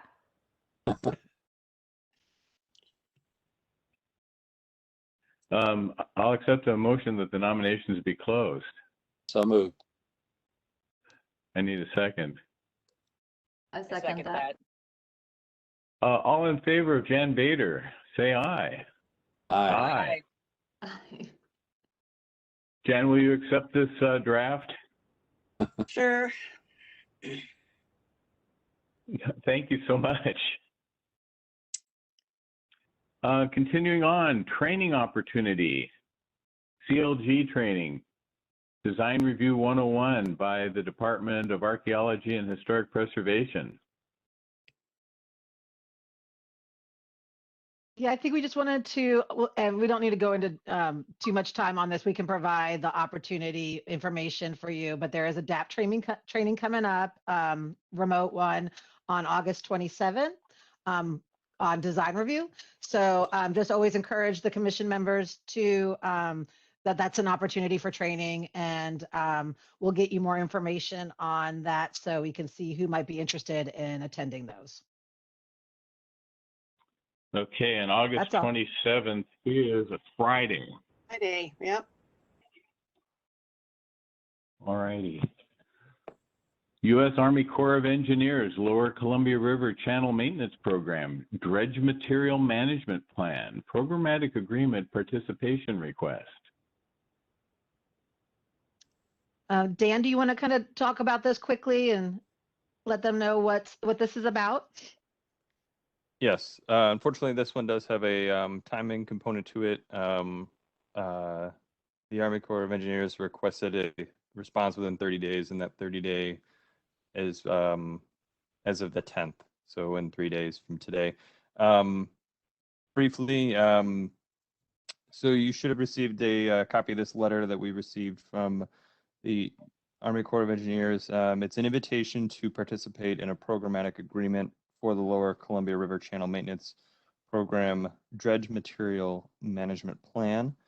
The ask to the Historic Preservation Commission is to agree for the Historic Preservation Commission to participate and to designate someone from the commission to be the point person representing the commission on the Dredge Material Management Plan project. The Lower Columbia River Federal Navigation Channel was constructed in the 1920s. The Army Corps of Engineers maintains the channel with dredging, in-water placement, and construction of navigation structures such as pile, dikes, and islands. The project area, also referred to as the Area of Potential Effect, or APE, in this letter is the from the Columbia River mouth to mile 105.5, which is at the city of Vancouver, with a 1 mile buffer on either side of the river corridor. So within this, there is a series of maps that show this is the full project area with the 1 mile buffer all around. Let's see. The Dredge Material Management Plan is a management plan to ensure unimpeded maintenance of the channel for the next 20 years. Maintenance of the channel has been determined to potentially have effect to historic properties within the project, the area of potential effect. Historic sites in the project area that are in Clark County would be those that, so maps 7 through 9 are the ones that show land adjacent to Clark County or in Clark County. So this one is map 7, 8, and 9. And in this map, so this is where we would see there are some historic properties that are within this project area in the downtown area. So the Historic Research Associated is currently preparing a historic context statement and a historic navigation structures evaluation. A number of other agencies and organizations have been invited. Some of those include the Advisory Council on Historic Preservation, Washington Department of Archaeology and Historic Preservation, Oregon State Historic Preservation Office, a number of local tribes, the Confederated Tribes of Siletz Indians, Confederated Tribes and Bands of Yakama Nation, Shoalwater Bay Tribe, Cowlitz Indian Tribe. So the Historic Preservation Commission would be one amongst those other parties being invited to participate in this programmatic agreement. So with that, as I said, the ask before you is to agree to participate or not, and if so, to designate someone from the commission to represent on the programmatic agreement. Thanks, Dan. Well, colleagues, thank you so much for a wonderful experience. We have our 3 new commissioners, Paige and Jan and Morgan, to welcome. Thanks, Fele and Greg, for your steadfast service. And in future meetings, especially if they don't go too long, and I will make a hallmark of my chair position to have meetings that are conducted briskly so as to respect your time. But I would also like to bring back a feature called Good of the Order, where we thank each other for our service. And I think it's been exemplary tonight. It was a really long meeting, 3.5 hours. Rarely do they go that long, but also rarely do we consider historic projects and historic ramifications of the magnitude that we did tonight. And so for meetings that are pro forma, that don't require heavy lifting or difficult decision making, there will be nights like this. And I want to sincerely thank everyone for their endurance and their commitment and their good humor. And with that, I'd like to entertain a motion to adjourn. Andy, you didn't answer the question that Dan has posed about whether we want to be a consulting party on this the dredge project, and if so, who's going to represent the commission? So I guess the question is, does anybody have an interest? Does anybody have an interest in representing the commission? I'll volunteer because I never knew there was such a thing as dredge management. So Jackie, I'll volunteer. Okay. And if you need any, Greg, if you need, Andrew, if you need any help, I've worked on that project many times. Thanks, Morgan. That'd be really great. That would be great. I'm serious. It's a very similar APE for everything that goes in the channel. So it's really interesting, especially when you get into the shipwrecks. Thank you. Well, thank you, Morgan. Thank you, Paige. Thanks, Dan. Thanks, Jan. Thanks, Jackie. Thanks, Greg. Thanks, Philly, for a really good meeting. Thank you, Becky, for holding on, and thank you, Jason, and also Taylor. We certainly appreciate your expertise and could not have come to a conclusion without you. So thank you very kindly. Yeah, thank you. Okay, I move to adjourn. I second. Who moved that? It's been moved and seconded. We adjourn. All in favor? Aye. Aye. Aye. Good night, everybody. Get Good some night. rest. Thank you. Good night. Thank you.